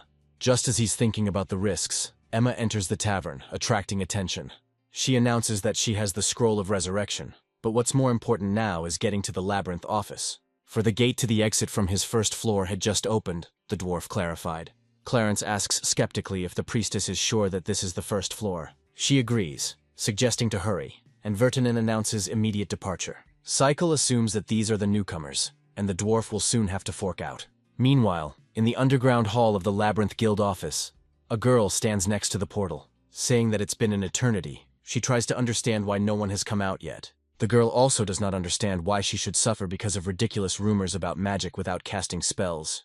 A worried voice is heard behind her, asking if anyone has come out of the gate yet and if it has opened. Clarence greets the professor politely, and she tells him that she heard the news. And he asks if he came to see if Avacyn survived, and he confirms this, adding that he doesn't have much hope for it. Emma notices something approaching the gate, and the professor speaks again, expressing hope that Clarence's brother was okay, and asking him not to worry too much. In a completely calm tone, the professor suggests that we first at least see who comes out of the portal. But turning his face towards him, he almost comes face to face with Avacyn's corpse. Recoiling as if from a leper, she asks what kind of disgusting face it is. But everything immediately becomes clear to the former comrades, and they almost simultaneously let out exclamations of amazement. Clarence, belatedly realizing that it was his brother, rushes towards him, calling his name. Meanwhile, some changes begin to occur in the portal, and the very next moment, just like the previous one, another corpse falls out of it. Recognition flashes in the eyes of those present, which Emma actually confirms as she begins to speak. She finishes her line by shouting out the nickname given to the crazy man in shock. And the professor, thinking that half of those passing by are corpses, asks what is going on. Some people can't believe that a two-man squad actually defeated Mr. Bakek. The innkeeper's words about the super-fast mage who doesn't cast spells out loud come to mind. Clarence is puzzled, unable to believe that this is true. Meanwhile, Vartanen bursts out laughing, asking if it really is Caleb. At the same moment, a leg appears from the portal, but it is clear that it is not a man's. Yernil apologizes and says it's just her, but Caleb will be out soon too. Emma is happy that the elf is now safe, and the men experience similar emotions. Yernil agrees with them, but admits that it was Caleb who did most of the work. The professor asks if they are from the group of slaves of the Magic Academy, and the elf confirms this. Her interlocutor believes that even veteran duos would not have been able to cope with Bakek. It's enormous, and he is shocked to the depths of his soul, because these are the most ordinary slaves with low-level weapons. The fact that they united only a few days ago raises further questions. Finally, the portal lights up red, signaling that it is time for the final move. Yernil joyfully announces that now, finally, Caleb will appear. The first thing that appears from the portal is a man's hand, making its way to freedom. And then, revealing himself to the world, Caleb follows her out, causing the assembled crowd to burst into excited cries. Cycle asks if it was true that this newcomer killed Bakek, and Emma is touched by Avacyn's returned body. Vertinen's keen eye notices the blood, and the dwarf asks who it belongs to. The guy thinks that there is too much noise around and begins to address the priestess. And barely moving his tongue, he says that they want 8,000 gold. At the end, after a rather long pause, he adds the word please and loses consciousness. A little later, the guy slowly opens his eyes already in the temple of Nathaniel. When asked what happened, the priestess says that he fainted immediately after exiting the portal. She believes that the cause was too large a dose of healing potions to cope without antidotes. While Caleb says he needed to survive somehow, he's more interested in where his money is. Pointing towards the table, Emma invites her interlocutor to check everything out for himself. And he, recounting, wonders why there are only 7,850 gold coins in the bag. When the guy asked the priestess about this, he received the answer that the rest was deducted to pay for the treatment. Caleb says he never asked anyone for treatment. The priestess laughs, saying that Yernil did it, and the boy mentally addresses the elf, scolding her for her extravagance. The interlocutor asks whether Caleb is now going to buy his freedom at the Magic Academy, and he confirms. And he asks about the bodies. Emma says that Avacyn is in the intensive care unit, and Beck is in the morgue. Caleb becomes curious about whether it is possible to revive Bekek. Shaking her head, Emma says that the soul preservation spell was not cast. Soul preservation magic binds the soul to the body, lasting for a week during which one can be reborn, but only if the body is returned. And the guy believes that in the case of Bakek there is one loophole. If his soul was preserved by the Labyrinth Master in the Cabbage Bowl, it could be resurrected in the Soul Sanctuary. But since no one knows about this sanctuary, this process becomes impossible. Caleb recalls that he himself only discovered this place on the God of Strategy difficulty level. At the Magic Academy, Yernil asks the guy how he feels, and he says that everything is fine. And he continues, offering the elf to buy their freedom. Yernil can't believe her luck, rejoicing that this will finally happen. Later, they are informed that according to the calculations, the elf cannot be freed, and she is perplexed. Trying to protect his friend, Caleb clarifies in what sense this is, since they have enough money. The adamant interlocutor agrees that freedom is worth 3,000 gold pieces. However, he counters the lack of opportunity by saying that the elf's contribution amounts to 2 gold pieces. It is for this reason that the blonde cannot be freed. Caleb says he doesn't understand this, asking what the calculations and distribution are based on. The man replies that it is better to show than to try to explain in words. The scales of justice measure the contribution of each participant. On one scale is Caleb's name, on the other is Yernil's. According to the Vertinen party's testimony, this clearly reflects Jernil's role in the battle at the exit of the gate. Caleb is amazed because there was no such manifestation of magic in the game. And then the guy asks if Yernil's contribution to this battle isn't underestimated. After all, the elf at least created the weapon that killed Beck Ek, the opponent parries. Caleb says the plan was to use poisoned arrows for the next exit. Because if Yernil hadn't had the skill to process fangs, they would never have offered such a contract. The judge thinks, chuckling accordingly, and withdraws into himself for a while. A little later, the scales change their position slightly, taking into account the elf's contribution. The judge warns that he is going to fully evaluate their adventure. But first, he's going to use lie detection magic on them. The kids immediately notice the changes, and the system reports that this type of magic enhances the physical reaction to lies. Saying that this is standard protocol for evaluating slaves' contributions, the man warns that their tongues will be numb. He asks to put the bag on the table, and then tell him fairly about his adventure and contribution.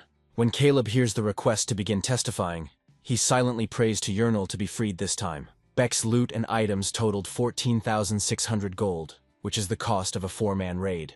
But Caleb can see perfectly well that Yernil's share is only 20%. The man notices that even with the recalculation, the elf's sum doesn't reach 3,000 gold. The guy curses in his head, remembering how hard they both worked. And now they are both also feeling annoyed that the elf is just a little short. Noticing Yernil's confusion, the judge asks if she is disappointed. And he continues, saying that the average slave earns 500 gold pieces, and that's only if he survives, with a 10% survival rate. He believes that the fact that the elf survived and this income is not her merit. And he explains, saying that Yernil was simply following this guy's commands. The man continues, reminding that the elf only fired 2 poisoned arrows. He is confident that anyone who follows Caleb's instructions could do the same. And the judge, slamming his hand on the table, invites Yernil to voice her complaints, if she has any, right now. The elf says in a subdued voice that she will make a decision, and Caleb is irritated by this manner of speaking of the man. The latter asks the guy to abandon all thoughts of charity. After all, sending criminal slaves into the labyrinth is their punishment. The interlocutor expresses understanding. The judge asks the boy if he intends to buy his freedom with gold, and he confirms this. And then, directing his magic to the slave's collar, the man frees him, subtracting the amount specified from the sum. When the cursed shackles are broken, the guy cannot contain his joy about it. The judge congratulates him on his release, announcing that his assessment is complete. At that very moment, the door opens and 2 pairs of legs enter the room with heavy tread. Caleb turns to see the faces of those who entered, and hears the order to take the slave where she should go. When heavy hands fall on her fragile shoulders, the elf gasps, shuddering in fear. Caleb hears not only Yernil's pleas, but also words about how the skilled archer can be sold to the guild. Meanwhile, he himself is asked if he would like to enroll in a magic academy, and the guy is surprised by this. The man says they can't lose a talented mage with the ability to cast spells without casting spells, and so quickly. The guy assumes that he is now truly free, judging by how his interlocutor's attitude towards him has changed. Remembering that many mages die in the labyrinth, Caleb understands the reluctance to miss such an opportunity. The guy asks about the benefits he will receive upon admission, and the man begins to reason out loud. But he is interrupted by someone calling him Jacob and asking if this is really the child prodigy everyone is talking about. The old man continues to recount the rumors, saying that he had to verify everything himself. Greeting him, Caleb introduces himself, and he says that at first glance, he liked the young man. Noting that the guy has just gained freedom, the interlocutor asks to name the magician's true goal. Caleb suggests that it's creating new magic or destroying monsters in the labyrinth, but that's the wrong answer. There is a more noble mission, which is the elimination of outsiders from another world. Power surges in the labyrinth have been causing destruction for a long time, and mages have spent years trying to figure out the cause. We monitored monster activity and patterns of power surges. Ultimately, they were able to determine one reason, which was the influx of settlers from another world.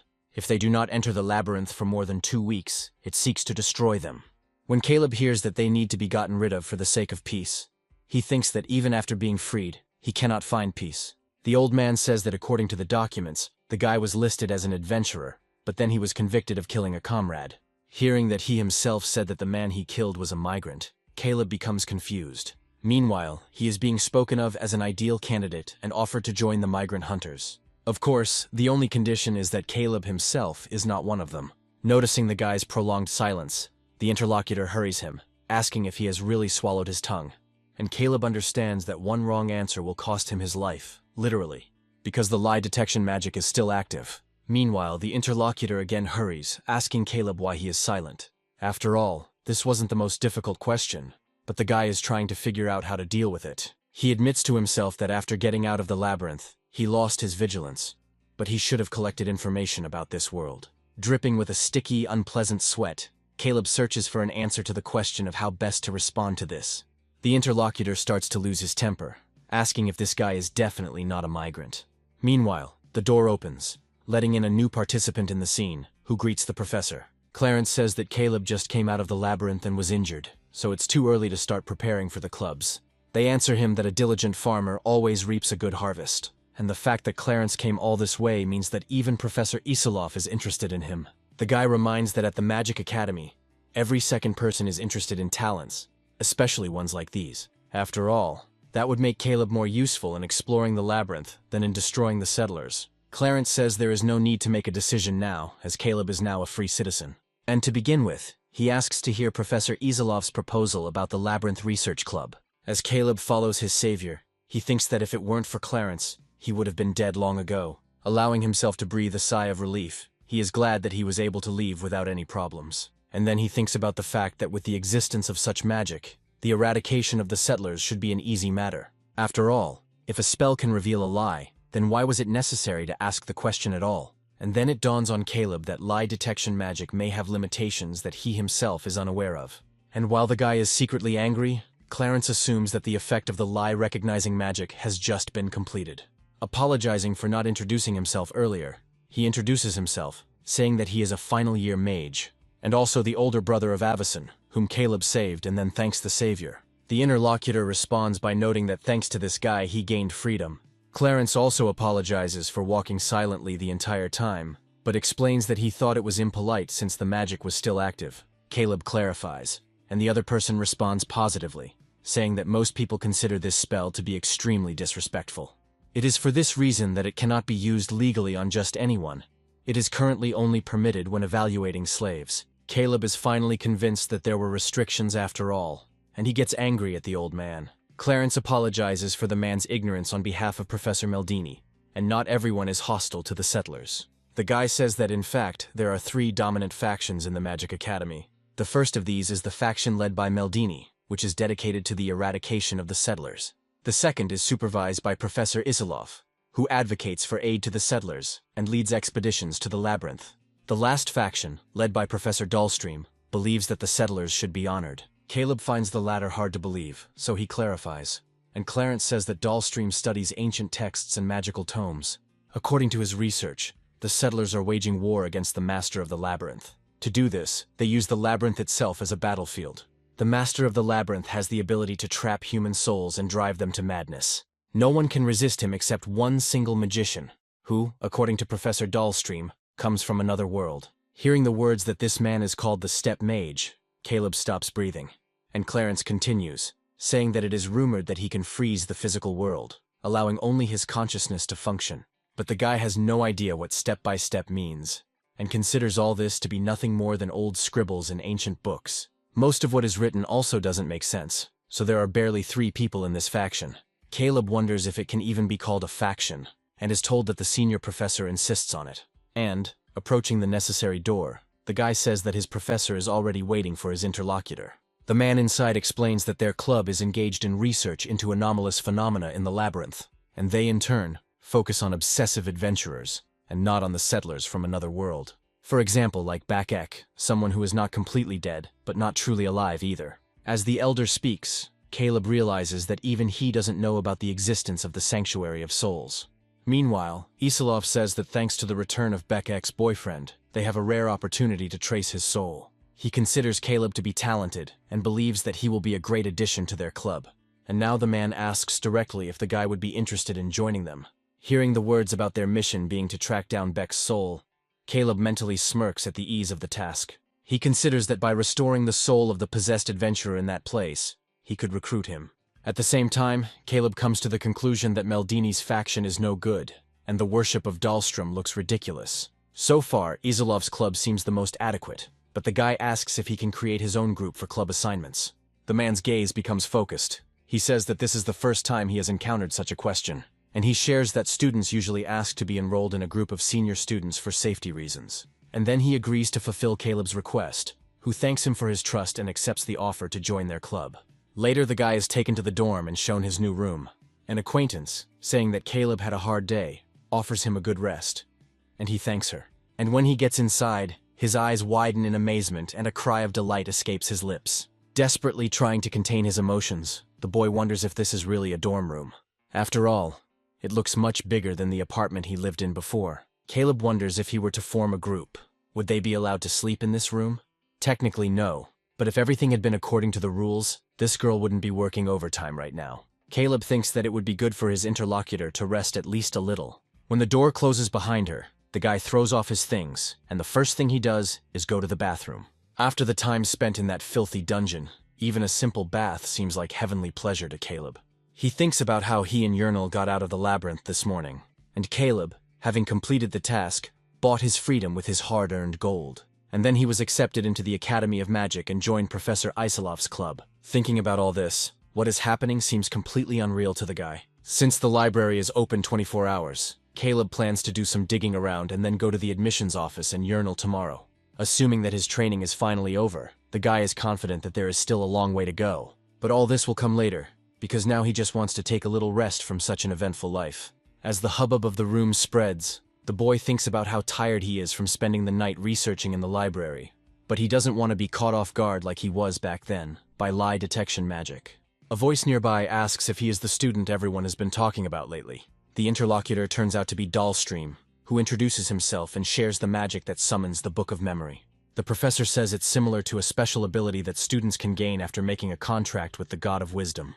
If you sign it, you will have the opportunity to receive the Book of Memory. By reciting the spell contained in the word remember, Dahlstrom clearly demonstrates what is said, and after this, he asks each of the students to take out their memory book and check the number of cells. Caleb obeys the professor's instructions without complaint, repeating the necessary words of the spell. The guy thinks that the number of cells in the Book of Memory depends on the level of the magicians. At the moment, Caleb is level 5, so he has 3 slots open. Dahlstrom, meanwhile, says that the number of possible spells is determined by the number of available slots, and he promises that Scarlet's assistant will teach the students this now.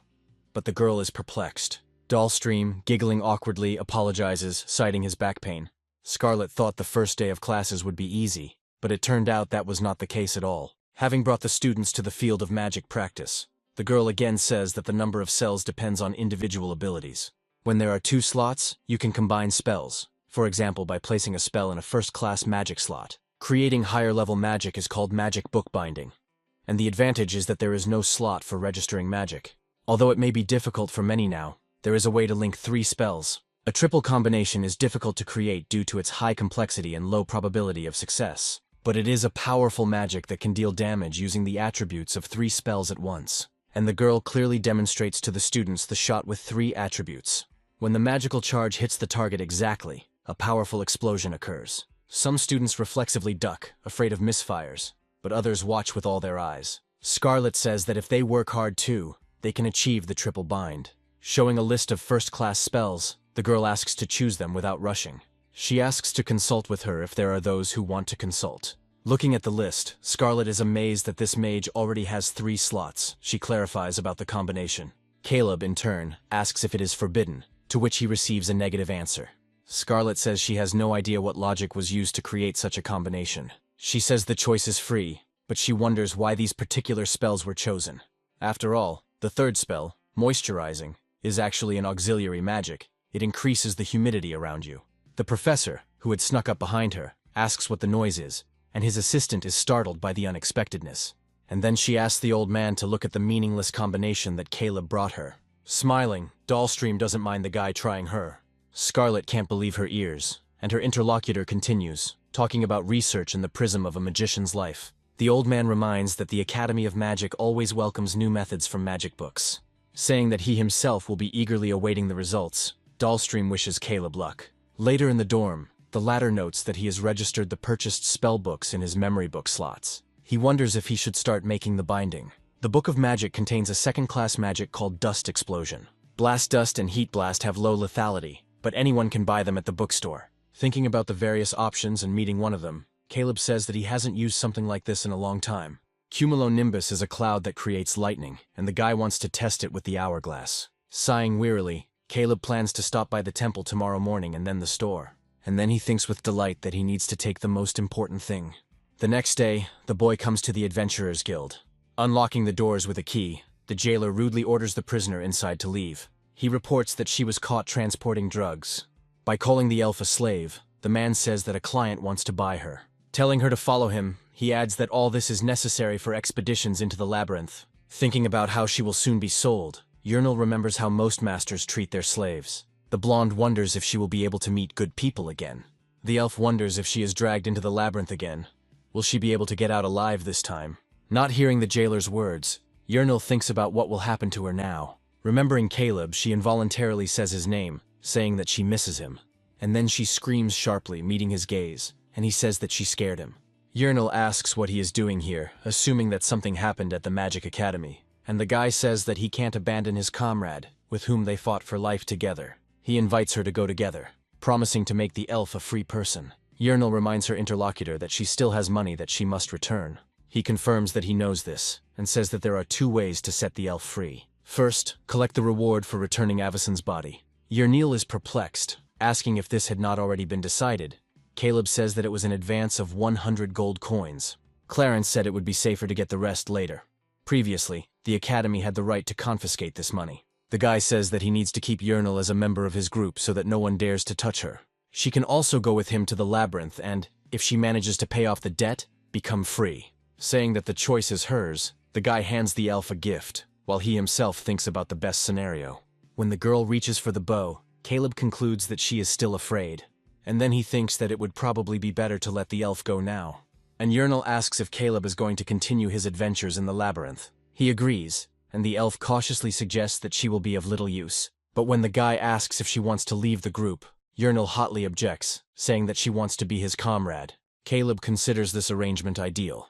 But for a moment, he was afraid that the elf would agree. He suggests out loud that they try together, saying that he has already found the rest of the group members. The elf can't believe that the guy was able to do it so quickly. She can't wait to meet her future comrades. She clarifies whether she can really stay in the dorm. Caleb confirms this, allowing her to settle in. Later, stomping on the floor with her new boots, the elf dances and hums a little song. She thinks that she feels happier with such equipment and clothes, although she promises to return the favor later. The girl thinks that from now on she will sleep in a hostel similar to a hotel and calmly explore the labyrinth with Caleb. Yurnal is already looking forward to a warm bath, followed by a shower. It seems to her that this day is the happiest in her life, and nothing will darken it. However, this still happens, because the elf comes face to face with her nightmare. She shrieks, asking why he is here, and Caleb asks Yurnal to calm down. And he says that he brought it from the temple this morning, using the scroll of necromancy received from Professor Iseloff. Looking straight at the elf, Back-Ek makes an inarticulate sound, and Caleb jokingly suggests that he is also glad to see her. The girl quietly calls the guy by name, and then, much more loudly, she says that she thinks she needs to leave here, but the guy forbids it. According to the works of Professor Iseloff, something happened right here 12 years ago. In the labyrinthine city of Saint, an eruption of the labyrinth occurred, leading to mass human casualties. The number of monsters then amounted to about 3,000, a significant part of which were monsters from the depths. The research results showed that the great eruption was caused by a migrant named Henry. He lived secretly in the southern slums of Saint, and was eventually found as a corpse with signs of resistance. This man conveyed a message to all the settlers to beware of the Magic Academy. Caleb wonders why he left a message that only the settlers can read, and he comes to the conclusion that perhaps this is not just a warning. Perhaps the problem is in the Magic Academy itself. What's even more suspicious is that the place that suffered the most from the eruption was the Magic Academy. The conclusion suggests itself about a battle on the front lines, or the intention of monsters who have chosen the Academy as their next target. If this hypothesis is true, then there is one thought whose probability is very high. Namely, that many of the settlers hide their identities while within the walls of this academy. While he is thinking about how he himself needs to hide more carefully, someone calls out to the guy. This is Yahello, and she asks her master for permission to spend the night with him tonight. When asked what happened to her hair, the elf describes everything vividly, and he asks permission to simply cut off this creature's hair, but Caleb forbids it. He feels uneasy. Caleb says that if she wants to stay here, there is one condition. Yahello clarifies it. Pouring scrolls out of his bag, the guy shares that he bought all of this morning on the black market. Seeing the girl's puzzled look, Caleb begins to explain. He's going to check all these scrolls, and to do that he needs Yahello's help. Noticing that Isilov has not yet left, his interlocutor hears words about the professor being busy with a new project. Meldini clarifies whether this is the project that concerns tracking the souls of the possessed. They answer him in agreement, and the interlocutor remembers that the person who spoke about this appeared. Isilov confirms this, saying that Meldini also knows this man, because he is a new outstanding student of their academy. The old man asks if Isilov finds this suspicious, if this talent can really be described by the word genius. He recalls the incident with freezing the spider's venom sac, when Caleb calculated everything with surgical precision. Meldini is outraged that everyone considers it normal that two ordinary slaves managed to defeat Bakek and escape. He is sure that all this indicates that this boy is not from their world, and the professor considers himself and the other learned minds obliged to check it. Isilov asks what they can do in such a situation, to lose a talented magician. Meldini agrees that he himself does not want to go too far, but it is worth thinking about something else. He asks his interlocutor to think about why their academy currently lacks magicians. Meldini doesn't want to lose everything he can because of an incident that happened to a man 12 years ago, and he promises Isilov that he will continue to monitor this student. The same one thinks that he does not want to say that he does not understand the feelings of his colleague, but they need someone who will consistently complete the labyrinth and help the academy. Looking at the advert for interviews to join the group, Caleb sees that there are more applicants than he expected. Stumbling with excitement and fear, Yahello calls the zombie to him, who makes wheezing sounds. The elf thinks that even though Bakek has calmed down his ardor, it is still difficult for her to get along with him, and she squeals once again, reminding him that she asked him not to eat her hair, and cursing necromancy. Noticing that enough people have gathered, Caleb clears his throat, announcing his intention to begin, and he declares the goal of the expedition to be the search for the point of preservation of Bakek's soul and his full resurrection. As stated in the advertisement, they are looking for a warrior who can protect their group. Therefore, to prove their qualifications, candidates must first lift this barrel. Since Caleb can't check stats without being in the group, challengers must show their strength. For those who pass the first test, the next one will be a skills test. The guy asks you to demonstrate all the warrior skills you have, including shield attack and stance, and then he asks which of the candidates wants to try demonstrating their skills first. Those present are amazed that the demands of a group of newcomers are so high. Caleb, watching this, realizes that many people are already giving up on skills. Warriors, archers, and rogues gain skills by using fountains in the labyrinth, their presence being a proof of experience. Yahello whispers to her comrade that she also doesn't know how to use the skills, and he reassures her that everything is fine. The dwarf is outraged by the heroism of a guy who has only been to the labyrinth once. By asking the old man for forgiveness and pushing him aside, they ask him to move away if he has already finished grumbling. This lizard is named Bernard. He is a paladin from the Temple of Nathaniel. The observers are perplexed by his aspirations. Caleb mentally confirms his suspicions, but still considers the involvement of the Temple of Nathaniel to be too much. On this account, there is an idea that a place that rejects necromancy would not refuse to keep an eye on Bakek. Suddenly Bernard begins to cry, turning to his goddess, saying that he cannot bear this. He calls the zombie pathetic as he prepares to cleanse it, and Caleb reminds him of the expedition's true purpose. The man with the sword introduces himself as Landiford, stating his class and saying that he is an active explorer of the 3rd floor. As he begins to talk about what would happen if they could revive Bakek, the man pauses, and then he admits that in this way he can get the key to finding his friend. Caleb thinks about it. This explorer would be encouraging, but he will probably return to his original party after the expedition. This is what's upsetting, because Caleb needs a friend who will stay with him. Appearing out of nowhere, this man asks to wait for a minute. He asks if he can have an interview, almost in a pleading tone. Landiford asks if this monk uncle is going to compete with them, and he replies that he is obliged to join this group. Caleb is intrigued by this man, as the monk class is even harder to spot than the paladin. The man, meanwhile, again politely asks to be allowed to go through this interview. And all because Bakek was a comrade to him. And he admits that it is his own fault that this guy ended up in this state. Mr. Bak was once the strongest on the 1st floor. remaining in this group only because of the warm relationship. But one day the thought of the irrationality of holding back such a talented young man entered my head, combined with pressure from other adventurers who were eager to get their hands on it, and the team made the decision to let Baek go for the sake of his own future. And then the guy smiled radiantly, as if he not only understood, but also accepted these words. 3 weeks later, the team was ambushed by raiders. Those vile bastards tried to trap them by sealing the gate, but one of the group members, as soon as he was saved, turned to the guild for help. Baek, who happened to be nearby, immediately rushed into the still unclosed portal of the labyrinth gate. At that moment, the monk had already lost all his comrades, was cornered, and was ready to die. But at that moment something happened, and he witnessed a rift form behind him. Something emerged from there, laughing ominously, and it turned out to be a completely changed Baek. And this creature began to kill the raiders indiscriminately, and the monk, seized with horror, fled.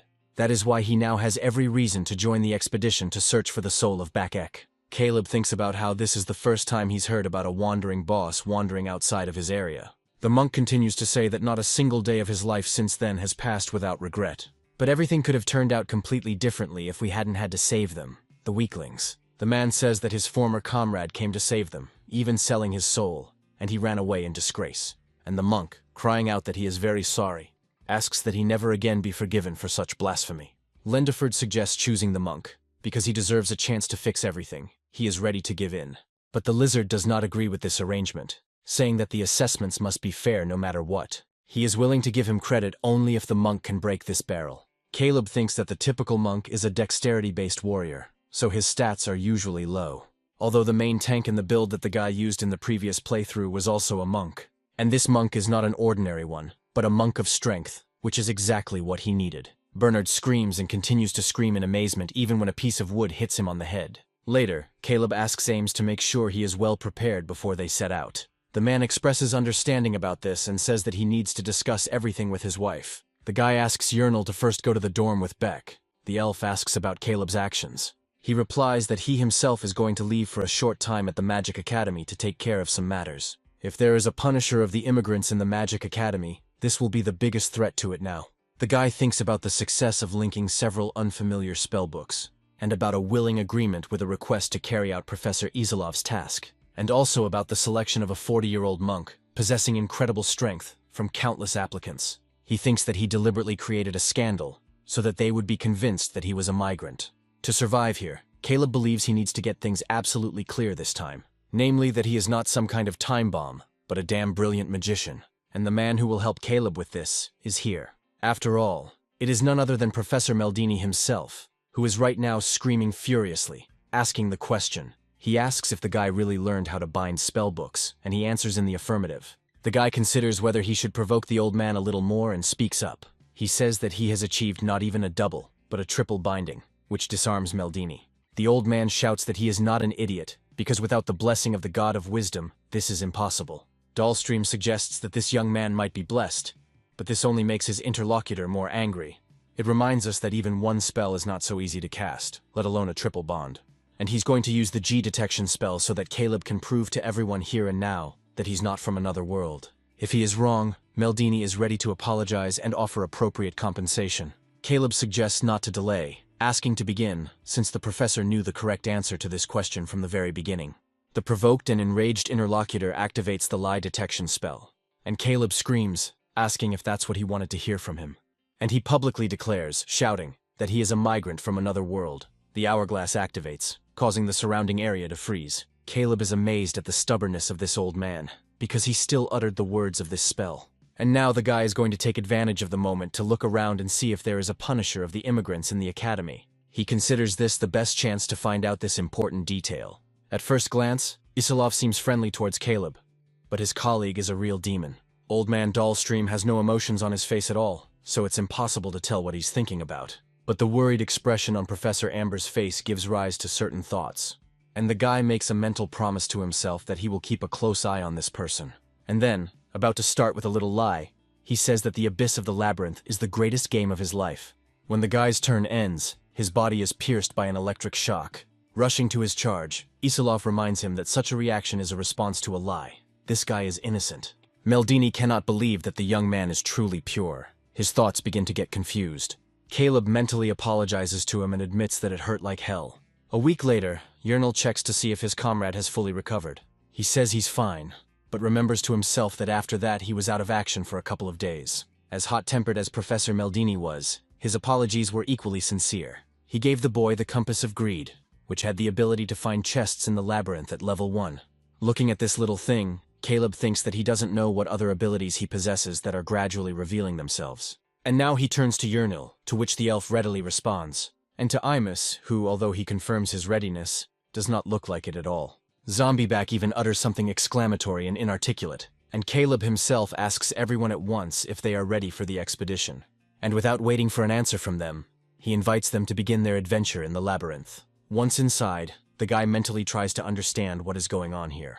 The group standing in front is actively discussing something, not noticing the uninvited guests. Caleb whispers to the elf if she can hear what they are saying. She conveys the words that they consider themselves to look poorer than expected.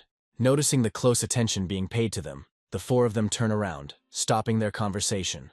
And the girl, greeting Caleb's group, asks if they have a minute before entering the gate. The guy is sure that these people are raiders who are hunting new adventurers for their equipment. They went through first as soon as the gate opened, in case something like this happened. Caleb tisked, mentally describing this situation as a pain in his ass. When asked what's in the bag, the guy counters by asking why it matters to them. The girl says that she is simply keeping an eye on newcomers like her interlocutor. After all, the labyrinth is teeming with bandits, and she can take care of preserving this brother's valuables. Stepping forward, Ames tells the miss that there is no need for this. After all, the leader of their group is smart enough and dexterous enough to fleece the bandits themselves blind. Feigning offense, the girl says that she didn't mean anything like that, but was just trying to help. Watching her back with a skeptical gaze, Caleb is amazed at such fickle people. The girl, saying that they will go first, wishes her followers good luck. Turning to Caleb, Yernal asks him if these people were bandits. The guy asks her not to panic, confident that a frontal attack will not break Ames. Besides, if they follow them, the elf herself will be able to discover them even earlier. And as soon as the guy says that there is no need to worry, someone screams, calling for help. A moment later, realizing that it was the same girl, he regrets what he jinxed. The refugee desperately asks to be saved, saying that bandits are chasing her. Caleb asks why they should believe her, since it's suspicious that it all happened so suddenly. The girl says they were ambushed, and the guy reminds her that she tried to rob them today. She says she won't deny it, but they never expected this. The girl politely asks to be saved, and at that moment Yernal turns to Caleb. The guy admits that his interlocutor is telling the truth, but trusting strangers here is tantamount to suicide. He tells the girl to turn back immediately if she wants to live, announcing that he will count to 3. The interlocutor stands her ground. Even when the guy starts counting, she begs him for mercy. After all, if he returns, he will die, and Caleb is already saying the next number. Eventually, the girl gives in, agreeing that she will come back. The only thing she prays for is that they don't shoot at her. At that moment, Yernal's ears pick up an interesting sound, and the elf turns to Caleb. She informs him that someone is running straight towards them. The girl staggers back with a loud scream, and several figures appear in the light at once. Panicking and saying they're coming, she grabs Imst, who asks the intruder into his personal space to stop. Caleb asks Yernal how many pairs of legs she hears, whether someone is hiding, and the elf says that there are only 4 of them. At the same moment, a swift arrow flies towards them with its characteristic whistle. However, the monk manages to quickly repel it, thereby protecting his comrades. Caleb concludes that the ambush was real, and the girl continues to run away, wailing. The maneuver works, and with a satisfied grin she turns around sharply. And it breaks, doing all this unusually nimbly and on the move. Taking Caleb hostage, the girl asks about her acting. The monk, catching these words, turns to his leader, shouting his name. The girl recites the words of the jester's spellbreaker spell. Caleb yells at Ames that he's okay, advising him to look ahead. And at that very moment, the hourglass activates, stopping time around. Allowing himself a sigh of relief, the guy thinks that it was close. He encourages himself to stay calm and set his priorities straight. Their mage lured them from the center. They didn't try to attack Ames. They needed to get past him to take out Yernal. The lightning strike fails because Spellbreaker has corrupted Caleb's magic. After immobilizing the leader, the mage eliminated Yernal, who was vulnerable in close combat, leaving only Ames. Since Beck is undead and unable to fight, the enemies took advantage of this as well. Caleb regrets not being able to use Lightning Bolt. However, there is no time for regrets, as just one mistake can mean total failure. Caleb remembers that thanks to Yernal's help back then, he learned a few things. And that's what hourglass flipping also reduces the cooldown. Caleb knows full well that 60 seconds in a fight is a fatal outcome. However, now he has the hourglass and the scroll of preparation in his arsenal. This status effect reduction scroll reduces the debuff duration to 1 minute. Although he has the weakness debuff, Caleb plans to use it in the remaining 3 seconds. So when his turn ends, the lightning strike spell fires properly. The boys recoil in bewilderment, amazed that their magician's spell didn't work. This girl herself does not understand how this is possible, because such an incident has never happened before. Caleb thanks his interlocutor for the fact that his head has now become clearer, but she is perplexed, and the guy says that his path is correct, and death is the only way out for bastards like her. The girl asks her opponent to stop, starting to say what she can do, but he is adamant, and he uses Dust Blast on her, getting the time hourglass. The opponents are amazed that this guy uses magic without full spells, and while they wonder what happened to the destroying spell, Caleb takes action. Using the step-by-step hourglass, he turns to Killing Lust for help. Looking around carefully, the guy notices that the gnome's ability is to control dolls. This puts everything into place, explaining the 4 steps to Caleb. Using Lightning Strike, the boy asks Yahello to shoot the dwarf. He himself uses Dust Explosion for the 2nd time, but on a different enemy. When the action points are completely spent, the mage's turn ends, causing an explosion. The dwarf also gets it along with his puppet, causing the puppeteer to let out a stifled cry. The bewildered beastman tries to understand what is going on, but he is unable to do so. Meanwhile, he gets it too, along with the blood and pain, causing a sharply interrupted whine. Having committed an unpleasant act, the monk begins to pray silently, atoning for his sins while the trail is still fresh. The gnome begs his looming opponent to spare him between attempts to catch his breath. Caleb reminds him of his words from earlier, that now there will be no mercy for them. When someone else's magic wand hits the gnome's forehead, he starts thinking feverishly, getting scared out of his wits. Caleb, repeating the words that no one will ever expect any more hesitation from him, produces a lightning strike. Later, having dealt with the enemies, they make a fire, allowing themselves to rest. Yahello mentally calls herself an idiot, believing that she has screwed up again. She orders herself to pull herself together, because she must be a comrade she is not ashamed to be. Caleb apologizes for dozing off, assuming it was a side effect of the scroll. While saying he's fine, the guy suddenly notices something and asks what they're doing. The monk says they're simply sorting through the loot they took from the raiders, checking what might be useful to them specifically. Thinking about this, Caleb suggests taking only what they can really use. He points out 5 healing potions and 1 elixir that reduces recovery time. The guy is convinced that these raiders had really good things, including the Scroll of Resurrection. Caleb is initially surprised by the telekinesis, but quickly cools down, assuming it is just a trinket. While he is identifying the scroll, he thinks about this engraved magic wand, but just as quickly comes to the conclusion that this thing is meaningless. Addressing his team, Caleb suggests that they wrap things up and leave, and Yahello agrees, but her sensitive hearing picks up something, and the elf asks Caleb to wait. She says cautiously that she hears something in the pouch on the leader's belt twitching. The guy has an idea of what it could be, since there aren't many other options. Yahello confirms that this is the same sound, and Caleb shares that Professor Meldini gave him this compass. The boy remembers that this compass can lead them to treasure chests, the monk clarifies. Caleb confirms his interlocutor's words, but reminds his guys of their priority task. The guy suggests putting off the rest for later, and specifically asks Yahello not to react so sharply to every rustle. The elf is despondent, believing that her hearing is her only virtue, but the guy retorts. After all, he believes that she is already capable of a lot. The blonde asks if she shouldn't pay attention to the sounds of water either, and Caleb laughs condescendingly. And then it suddenly dawns on him, and the guy clarifies, and Yahello says that he hears a stream or a fountain. An idea suddenly pops into Caleb's head and he shouts, asking where these sounds are coming from. To acquire skills for some classes, you need to look for randomly appearing fountains in the labyrinth. They are called Fountains of Blessing, and their origin is associated with fragments of the old gods. Caleb says they found such a fountain thanks to Yahello. The elf couldn't be happier that she was able to be useful to the team. The leader asks if the two would like to receive a blessing from the fountain. The monk recalls that he tried several times already, but still got nothing. Yahello is still on his wave. Caleb thinks that in order to obtain a skill, certain conditions must be met. And he asks Ames if he has tried using his current weapon. The answer is vague. Caleb asks the man to just take his word for it and try it. And he mentally begins to calculate the monk's strength and level of mastery of the club. Ames doesn't say he wants to do it, but he agrees if his leader insists on it. Taking a deep breath before proceeding further, the monk plunges into the water. At first, the man closes his eyes tightly, feeling tense, but eventually relaxes. Emerging, he says incredulously that he actually has the skill. Caleb reminds him of his words, and adds that he himself knew that Ames would be able to do it. While the man announces the name of his skill to everyone, the leader turns to Yahello, saying that it is now her turn. When the elf dives into the water, Caleb begins to analyze her level and characteristics. Meanwhile, Yahello announces that she now has a triple shot, and she invites the leader to try it too. The guy is at a loss when he says the words about how magicians cannot receive the fountain's blessing, but the elf insists, saying that until you try, you won't know. Caleb thinks about this, remembering that this is no longer a game, and no one has cancelled the experiments. Moreover, he becomes interested in finding out what is inside one of these fountains. A system notification appears before the guy's eyes about his use of the Fountain of Blessing.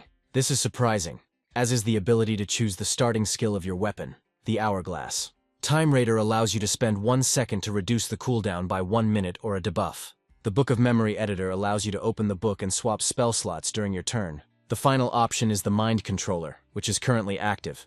Caleb doesn't understand what it is, because every skill gives him a headache. However, he believes that one shouldn't overdo it. He does not want to exclude those that will not be useful yet, and takes possession of the Direction Regulator. Yahello expresses concern, saying that she thought Caleb was drowning, but he denies the latter.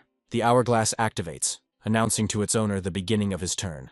Checking his action points after waving his wand, the guy is satisfied, as they don't count as used. Finishing his turn, Caleb suggests they set out, and the elf agrees with her leader. The guy thinks that all they need to do is follow Bakek. It will be easier. He considers this method the best way to avoid traps, but Ames has his own thoughts. Noticing the shiny thing, Yahello asks what it is. It turns out that this amulet was given to the man by his wife. The elf finds it romantic that the monk is married, and learns that they met at the Adventurers Guild. Ames admits that it was this woman who helped him organize a group with Beck, and allowed him to go on the current expedition. Yahello admires the monk's wife, considering this woman incredible. The man says that this is why he must return safe and sound, but Caleb does not share his enthusiasm. Bakek, who is walking ahead of everyone, pauses and shuffling freezes in place. Looking ahead with interest, he makes a questioning wheezing sound. And then, exclaiming something a little too excitedly, he takes off from his place, rushing forward. The puzzled elf asks where he ran, and the zombie, sharply turning the corner, falls to the ground, continuing to repeat the same sounds. Caleb understands what this is, believing that this is Bakek's instinctive reaction to the presence of his soul. As he thought about this, an idea began to form in the monk's mind. He believes that this is the very space between floors called the legendary floor and a half. Yahello has never heard of such a thing. Ace admits that he thought it was just rumors spread by adventurers. Caleb supports the dialogue. And while he speaks, a very interesting sound is heard under the elf's feet. While apologizing to Caleb, Yahello says that she thinks she stepped on something again. And the girl asks what they should do about it now. The monk asks Caleb to leave immediately, believing that the floor is about to collapse, but he is calm. And he asks everyone else to calm down, because thanks to Yahello, finding a way out turned out to be easier. At the same moment, clouds of air begin to emerge from the widening crack in front of them. And soon, step by step, the stairs rush down, marking the road. At the very end, when the entire process is completed, a portal opens, and the leader invites his team to visit the floor 1.5. Finding himself on the other side of the portal in turn, Yahello freezes in place. What appears before the elf's eyes makes her let out a cry of delight, and all because the settlement spread out before the girl does not look like what is usually found in the labyrinth. She notices that the village looks ancient, and Caleb thinks that everything is exactly the same as in the game. Yahello suggests that this is the reason why there is complete silence here. Caleb whispers that from now on they need to move quietly so the guardians don't hear them. Border guards, being floor 1.5 monsters, tend to attack in swarms, which can easily end the game. Caleb says that if a fight breaks out, they will be at a disadvantage, so it is wiser to act quietly. He suggests simply quietly taking the reliquary with Bakek's soul and getting out of this place. The guy is confident that he won't get lost, since he has already played in this area in the game. Taking his next step, he says that they are already there, and this temple in front of travelers is called the Sanctuary of Souls. Touching the old tree, Caleb thinks that so far everything matches what he knows. And so far this place doesn't look dangerous, again, just like it did in the game. Once the team gets inside, they are greeted by a ringing silence, in which only their own footsteps can be heard. Seeing strange objects around, Yahello asks what they are, and is told that they are all reliquaries. Ames also doesn't understand how Bakek's soul can be found among all this multitude, but Caleb has an answer. He is confident that the reliquary they need looks unique and unlike all the others. The monk has doubts that this vessel contains the very soul they need. Caleb confirms his confidence, adding that the reliquary needs to be moved to the first floor and everything needs to be done there. The man finds this tempting and suggests starting right now. Yernal turns to Caleb, asking him to wait a minute. She says there is another glowing reliquary, and he asks what they should do if there are already two of them. The monk refuses to believe it, because just a minute ago, nothing was glowing in that place, and asks Caleb what's going on, assuming that the Labyrinth Master has just captured the soul of another adventurer. The guy is desperately looking for an answer to this question, because he considers himself the best newcomer on the first floor at the moment, and then Yernal pulls him out of his thoughts, informing him that someone is running towards them. Turning around cautiously, the guy comes to the conclusion that some adventurer has just died on the 1.5 floor. The command to run is followed by a response that someone is not going to leave Austin behind. But the interlocutor thinks differently, because this guy is already dead, and they need to take care of their own lives. Intending to hide in a nearby temple, they unceremoniously burst inside. Caleb looks puzzled at the sight of the uninvited guests, recognition flickering in his eyes. Seeing his friend, the lizard Bernard also cries out his name in amazement and questioningly. The guy, already anticipating the consequences, feels regret, and the paladin begins to lecture him. He is amazed that the magician left the door open to such a dangerous place, and his interlocutor mentally counter-arguments.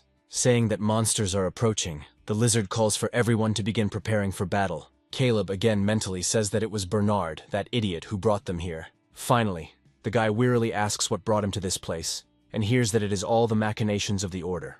The lizard suggests that the reason for their meeting in this place is to overcome difficulties together. He considers what is happening to be a divine revelation from Nathaniel, part of her grand plan. Meanwhile, Bernard is approached and ordered to stop talking. The strong man tells the lizard to raise the barrier, because the enemy is coming towards them right now. Frightened, Bernard meekly accepts his interlocutor's order, and the very next moment he activates the Palma barrier, placing his paw on the door. At the same time, Bernard says that they will end this battle with the demons right here. Turning to Caleb, the paladin asks him to provide assistance to their squad. The magician mentally curses his interlocutor because, according to the plan, they were supposed to do everything quietly. And already turning to this damned cursed labyrinth, he gives it a promise to survive until the very end. The boy asks out loud if Bernard could follow his order for a minute, but he sees no reason. And then Caleb tells him in color that it was the lizard who led all these monsters to the temple. The paladin agrees after considering his interlocutor's words for some time, and he allows himself to be given the order, because he himself dragged the guy into this. Caleb thinks that the plans need to be changed, and Bek needs to be resurrected right in this temple. After all, in such a state it is simply impossible for them to escape. And first, it is worth using Iselov's scroll to calm the undead. The boy speaks words about resting in peace in eternity, thinking that the priority is to protect Bek. Caleb promises himself that this will not last long as he draws the power of necromancy from his body. Saying that he will lower the reliquary with telekinesis, the boy asks Yernal to catch it for him, and she agrees. As he lowers the vessel containing the soul, Caleb addresses the new arrivals, and he asks to tell him about their skills in order to develop some kind of strategy. Not everyone is thrilled with the idea, as this is an experienced group from the second floor, and its members only follow the orders of their leader, Bernard. Caleb clarifies if this is true, and he asks the lizard what his main strategy was for today. The paladin replies that it was a frontal breakthrough. The interlocutor reminds him of the results of this, and about the fact that in this way I had to lose a member of my group, because he was not visible nearby. Bernard agrees for everyone, admitting that one of their comrades died very recently. And then a cunning plan comes into Caleb's head, part of which he begins to voice right now. The idea is to help these kids revive a member of their group if they behave obediently, and Caleb asks them to turn around, promising to prove that he is telling the truth. Explaining that when someone dies between floors, their soul is automatically placed in the reliquary. Bernard asks if it is Austin, and his interlocutor answers in the affirmative, voicing alternatives. And then he adds that compensation will be paid later in the temple. The lizard still has doubts about this, and his comrade says that he will carry out all the instructions with all readiness if the words about the resurrection are true. He says he can shoot accurately, and the barbarian has a strong blow and the jump of a wild warrior. And this guy politely and wholeheartedly asks his interlocutor to return his comrade. Caleb, who was just waiting for this, with the same readiness expresses his agreement to help. He warns everyone that soon both the barrier and the gate will break. Therefore, they need to start as soon as possible, trying not to panic and keep their cool. Bernard recalls how the bishop invited him to his office, announcing an important commission from the church. The old man ordered the paladin to immediately go to the labyrinth to find out if the rumors about soul preservation were true. The church promised to give its warrior full support, so there was no room for failure. Now all these thoughts from the lizard's head have almost completely displaced the prayers to his goddess for the preservation of the life of his slave, and he asks her why she subjects him to such a cruel test. Caleb considers a frontal attack suicidal, as they are outnumbered, but staying inside is also not an option. And then the guy turns to Bernard, Ames, and Barbarian, asking them to move the cabinets behind him so that he can climb up.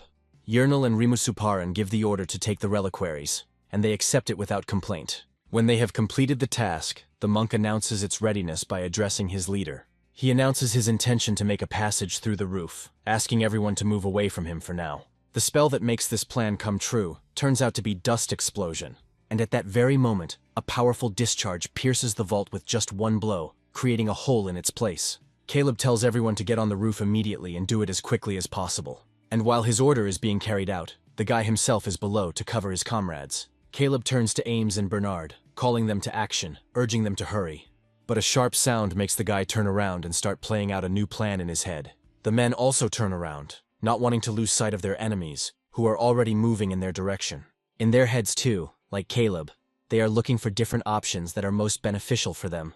Ames, turning to his leader, asks him to move on, while he takes on the enemies himself, promising to restrain them as best he can. Paladin is now less verbose, instead activating Guardian's shield. When the monk enters the fight, the lizard allows himself a delay of only a couple of moments, and then he joins his unwitting comrade to help hold off the enemy. Looking at them, Caleb mentally admits with regret that they won't be able to hold out like this for long. And then he asks the guys to retreat and not to move too far forward. The lizard asks why. Caleb is afraid to say it out loud, but mentally he allows himself to hear the words about his appearance. And, literally a couple of moments later, like something out of a horror movie, a terrible grip descends heavily on the doorframe. Bernard screams out, involuntarily asking what the hell is going on. Seeing this giant monster, he tries to understand who he is and where he came from. Caleb again mentally replies that this creature is the administrator of the sanctuary, and his comrades are already noticing how many of the defeated monsters are beginning to regenerate. Caleb recalls that the main problem is the ability of this creature to restore every single one of its subordinates. Turning to Barbarian, the guy asks him to go down and help his comrades, simply buying time for the others. Although puzzled, the man agrees, asking to leave this matter to him. Meanwhile, Yernal rushes to his leader, calling him worriedly. When she says that she will go too, determination flashes in the elf's eyes. The leader agrees, asking her to take care of herself, and Yernal agrees with this. Remus asks her to succeed, saying that he is counting on her. The elf promises to do everything in her power. Caleb, already mentally, adds that he believes in Yernal, knowing that she can handle it. And all because the entire success of this mission now depends only on the elf. And she, without turning around to look at her friends, although she really wants to, hurries in the necessary direction. The administrator grants restoration, buffs, and aura magic to the undead, and inflicts debuffs with his stench. Telling all this to his friend, the guy asks him to remain on guard at all costs. Bernard remembers these words perfectly, but, as often happens, it is easier said than done. The barbarian curses, asking how many more like them they have to kill. Suddenly, his peripheral vision catches movement from the enemy, and he once again revives his allies, causing an unpleasant feeling inside due to the inevitability of what is happening. When a new wave of previously defeated opponents rushes into battle, Bernard experiences confusion. The clubs spreading from the administrator hypnotize the lizard, and he cannot even regain the ability to communicate clearly. The barbarian, noticing this, shouts to his comrade, ordering him to get ready. And then, as quickly as possible, he flies up to him to deflect the blow that was too close. He tells him not to get distracted, as they are too far from finished, and the lizard apologizes, citing the stench. Caleb now realizes how stupid the frontal attack was, but he can't believe he realized it so late. Watching the battle from afar, he at the same time tries to snatch the returned elf from all these bodies. And the puzzled lizard, not yet fully recovered, wonders what's wrong with this guy. And the monk continues to strike blow after blow, not paying attention to his surroundings. He sees only the enemies approaching him. This battle makes Bernard think of certain things that he is unable to voice. Namely, how is that monk still in perfect order? And the lizard decides. Getting closer, he, overcoming his pride, asks how Ames can resist this stench. The man responds by saying that he was taught this on Dalai Mountain. This technique is called the art of silence within the mind, and the lizard is delighted with the new knowledge. The administrator at this moment points his staff at the fallen undead, preparing to put his strategy into action. Noticing this, Caleb turns to Ames and warns the monk about the creature's intentions. But it is too late, as the fallen begin to stir under the influence of the spell's charms. The monk doesn't want to just stand there idly, and begins to recite the skill activation words. It turns out to be his newly acquired skill, Smashing Gaia. The men are confused, wondering when Ames managed to learn such a technique. At this moment, Remus hears a sound behind him and turns around to look at it. Finally convinced that this is the signal they need, he turns to Caleb. Notifying him of the flare, the leader in turn addresses the others. Telling them to retreat, Caleb mentally praises the elf for following her instructions correctly, and for her timeliness. Yernal, meters away, tells this half-bald man to wake up. He, staring at the stranger in bewilderment, asks who she is. Caleb thinks that now it's their turn to buy time. The range of his dust is limited, so they need to detonate it manually. The guy comes to the conclusion that there is only one way out and stops time. When he activates explosive dust 4 times in a row, his action points are exhausted, and the turn ends. They will drop debris on the administrator and his guards to stop the enemies. Remus, stunned by the overabundance of emotions, cannot even express his amazement at this out loud. And Caleb is already starting to put his plan into action. The administrator, hearing the rumble of stones from the collapsing temple, turns around worriedly. And those, falling down very close at the same moment, crush his comrades. Bernard didn't expect such a maneuver, which is why he is now trying to understand what just happened. Caleb urges him on, saying that this is their chance, but they need to act quickly. The barbarian echoes the boy, and Bernard, agreeing, tells him to save himself first. And at that very moment, with a piercing screech, an enemy flies out from the rising dust at them. But Bernard was prepared for this, so the undead parted with life from the enemy mace. The paladin says he will hold off these creatures, ordering the monk to go forward. He, contrary to common sense, refuses, because the wound is still too fresh. A painfully familiar image appears before the monk's eyes, causing his heart to ache.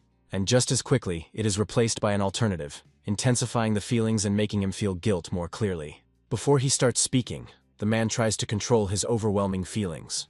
And then he says that he will not run away again, not to leave his comrades abandoned to their fate. Shouting out that he won't do it again, Ames rushes to back up his words. Leaving behind a stunned Bernard, the monk tells him to go away, promising that he will sort everything out himself. He, although seriously puzzled, reluctantly agrees, realizing that his interlocutor cannot be dissuaded so easily. And finally, the lizard admits that Ames is the best of all the vanguards he has ever seen. Several guardians rush after the paladin, but the monk shields his comrade with his body, blocking the enemy's path. And then with a war cry, he rushes at the one standing closest and swings his club.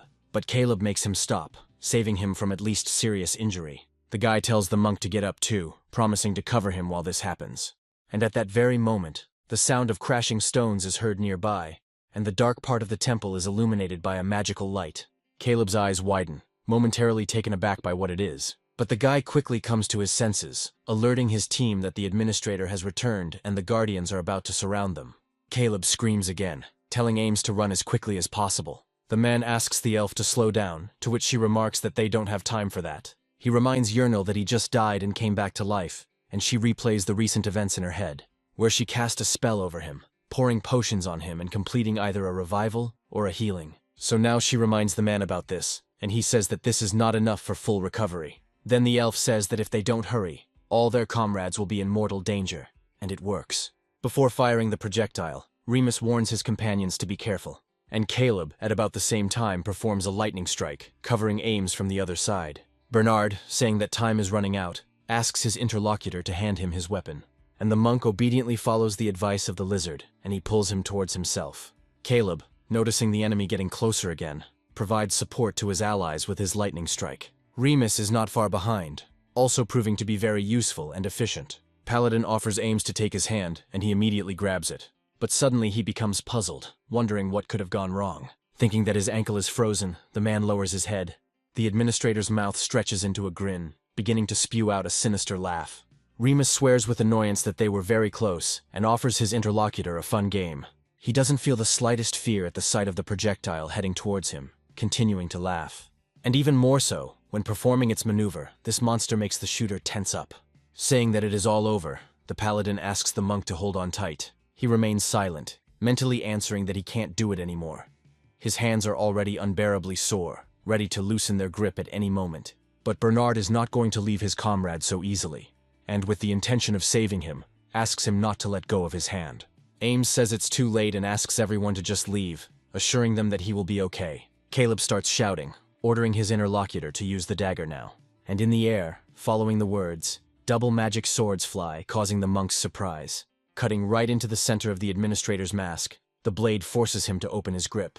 And with renewed strength, the lizard begins to encourage Ames, urging him to get up. Making a wheezing sound as it flew, the administrator fell silent upon reaching the ground.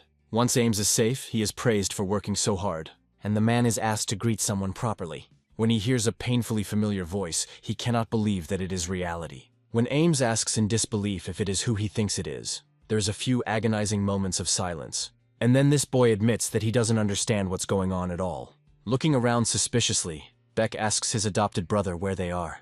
And when he asks about the strangers surrounding them, the man can no longer bear it and jumps up from his seat. Ames pounces on the younger boy, causing him to yelp in surprise, and then he begins to lament, giving praise and glory to the Lord God. Beck barely manages to say the words about how he can't breathe because of the tight hug, and he shouts, turning to the monk, calling for reason, because he does not want to be left with broken bones.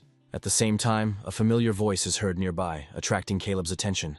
The elf informs him that they have just arrived at the appointed place. The stranger next to her, having caught his breath a little, also spoke up, and now his comrades, overjoyed, confirm the fact of Austin's return. The barbarian, trying to hide his tears, congratulates this idiot on his return. Austin asks why he didn't run away from there and how he ended up there, calling his interlocutor a dumbass. And Caleb, by ruining the wonderful reunion, reminds them that this is not the end. This is especially true for the elf, who should not draw attention to her person. She apologizes. Turning to Yahello, the guy says that now he will tell her the plan of action. So you need to listen to it very carefully and share it with Austin.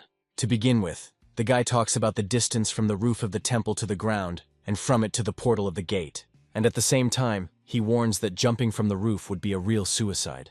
In his mind, the guy thinks that due to their lack of dexterity, the monk and the lizard will simply break their legs this way. Yahello shares with Austin her concerns about getting injured and possibly being surrounded by guardians. The first priority is the safety and neutralization of the sentries and their commander. To do this, you will have to resort to strong magic, which will require additional time. Caleb also asks to deal with the monsters that are trying to get up there, so that they don't get in the way. The barbarian, clicking his tongue, remarks that they don't really have a choice as such, and with alacrity, the man strikes the intruder, sending him back down. Promising to deal with them, he hears Caleb's objection and words about there being another task for him. The magician is going to leave this task to Bernard and Beck Eck. The lizard accepts the order. While apologizing to the stranger, the redhead notes that this guy is not his leader. The adventurers who have already been through this unanimously tell Beck to obey the magician. He expresses incomprehension, but the monk gently says that at the moment, Caleb is their overall leader. Remus asks if there is a way to deal with them all, and his interlocutor talks about holding back enemies with the power of massive lightning magic. After this, Caleb turns to Yahello, and the elf readily responds to his call. The guy asks her to take Austin with her and, going to the gate, hide. At this time, the blonde hands everything over to the man, and asks him to surround the temple with an earthen magical wall. Urging him, the elf rushes forward, and her interlocutor follows her example. Noticing that the hourglass has rebooted, Caleb mentally tells himself to begin. Taking a confident step forward, he approaches the very edge, looking inquiringly at the enemies huddled below. In his mind, he confirms his assumptions that their leader is smart. Instead of climbing onto the roof or breaking it down, they surround the building, blocking all escape routes. However, even in this case, Caleb has a plan. And what he means is not something one can prepare for in the place of one's enemies. And with the thought that this is definitely not what they were expecting, Caleb summons the thunderclouds. This summoning magic brings down heavy rain on the clouds and lasts for 30 seconds with a 15-second cooldown. Caleb mentally repeats to himself the words that these clouds are now about to collapse in a powerful downpour. In this case, an earthen wall must be used to hold back the water. Having spent all his points, the boy orders himself to immediately turn over his hourglass. Thanks to this, there will now be a total of 7 thundercloud spells. And at the moment when his turn ends, everyone turns their eyes to the sky that begins to crack. Enemies also experience confusion with such a sudden change in weather. And the emotional barbarian and Bernard ask in one voice what it is. Austin also becomes very curious about where this sudden storm came from. Well, Caleb continues to implement his plan, this time by creating a lightning bolt. Austin can't believe the abundance of clouds, as he's never seen anything like it before. And at that very moment, a powerful bolt of lightning strikes from the sky towards the enemies, causing the man to flinch. Yahello reminds him of the construction of the earthen wall, and his interlocutor also comes to his senses. Memories of a silent, brilliant first-level magician come to mind, which cannot help but amaze me. But he is no fool himself. and by calling on the stone to rise up, the man calls on the earthen wall. Rising in a circle, it surrounds exactly the part that was required. Saying that he said what the elf asked him to, Austin asks about the next plan. Hearing the words that barbarian should be the first to cross, the man does not understand what his interlocutor is talking about. And then his comrade in arms performs the barbarian warrior's long leap. And from his height, he asks Austin to move aside as quickly as possible. He doesn't make it in time, but the man still manages to land skillfully and even spectacularly. Caleb, watching from his position, finds the landing quite successful. He turns to Ames, asking him to act as he explained. The man promises to do everything in his power. Caleb then asks Bernard to use his radiance power on the monk. The paladin carries out his leader's order without complaint, immediately casting a spell on Ames. He, feeling the changes that have already begun to occur in his body, notes that his strength has increased by 3.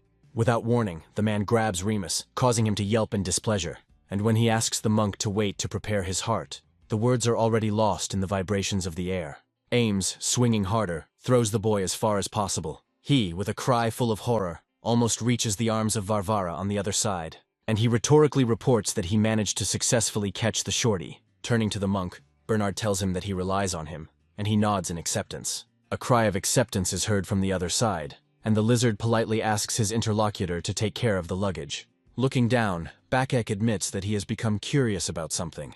Namely, if this magic is so powerful, why couldn't Caleb catch these monsters right away? He agrees that it might have worked on the sentinels, but not on the main thing. Asking to listen to the sound, the guy says that it is the leader of the monsters trying to break through the wall, and if he succeeds, the sentinels will join the fight again, which means he needs to get out quickly. Caleb says there isn't much time left before both spells wear off. He orders that after he himself finds himself on the other side, these two follow. And when everything is ready for the crossing, the guy thinks that it is scarier than he thought. He asks Ames to throw it softly at the same time as the monk's actions. And now his frightened cry is already lost in the air, causing everything inside to shrink. And when the barbarian below asks him to fly to him, it becomes even more frightening. Yernal expresses his admiration for his interlocutor, saying that it was a wonderful plan. She is happy that they will soon be able to finally get out of this place after being fully reunited.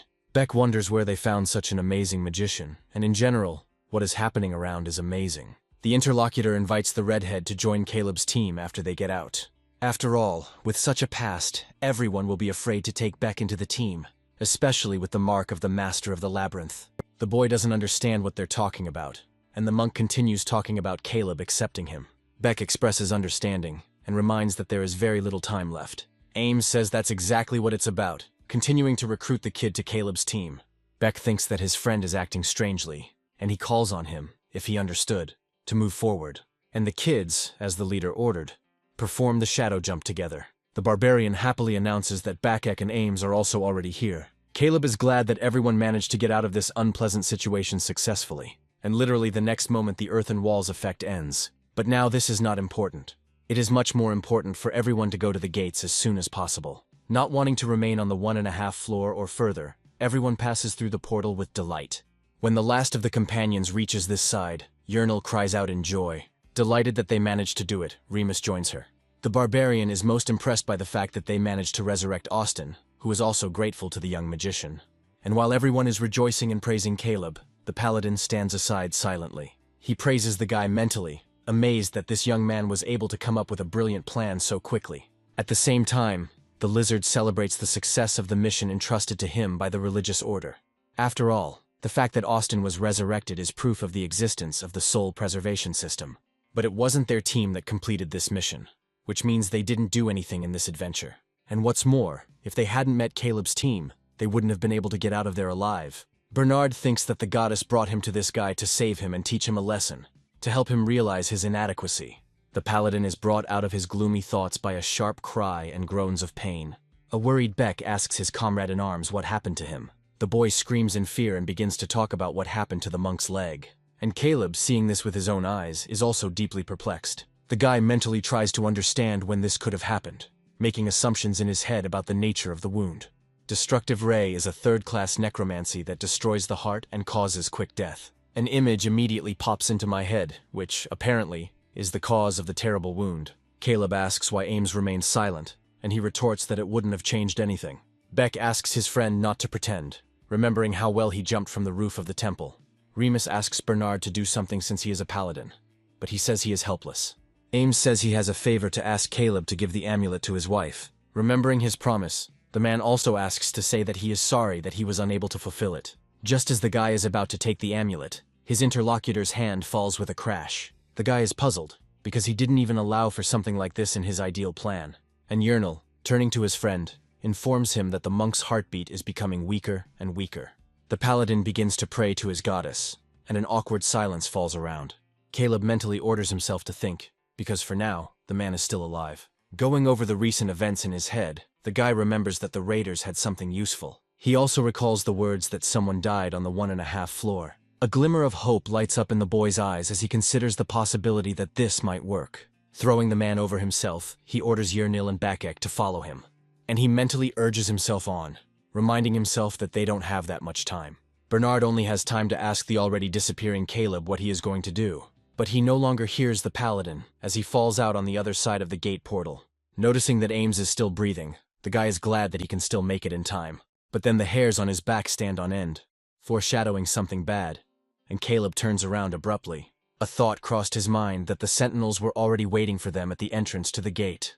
Glancing at Ames, the boy notices a barely noticeable flash of light that separates from the man's body, and she, jumping swiftly, rushes behind the administrator's back, already shining there. Caleb speculates that it is in this reliquary that the monk's soul is currently located. Footsteps are heard behind him, and the next moment 2 silhouettes appear next to the guy. Yahello promises to cover for his friend, and Beck asks if he has a plan. The guy responds by announcing his intention to revive Ames's soul. In response to this, Beck also wants to say something, but Caleb forbids it, asking him to just wait. And saying that, first of all, the attackers need to be stopped, the guy asks to hold out for 13 seconds. At this moment, the guards are already running towards them, throwing out shrill curses. Keeping them from getting close to him and his allies, Caleb fires Dust Explosion.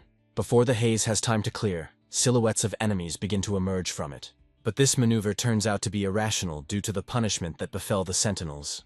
There are 9 seconds left before the hourglass recharges, but Caleb is wasting no time. It seems to him that time is dragging on very slowly, and he is afraid that they will not be able to hold out. The guy's thoughts are interrupted by a male voice addressing him. A second one is heard from behind. Bernard says he can't let the guy die until he gets his reward from Nathaniel. The guy smiles and thinks that for the first time he is glad to see this lizard who loves to chat so much. A battle of endurance ensues between them and the sentinels with the administrator again.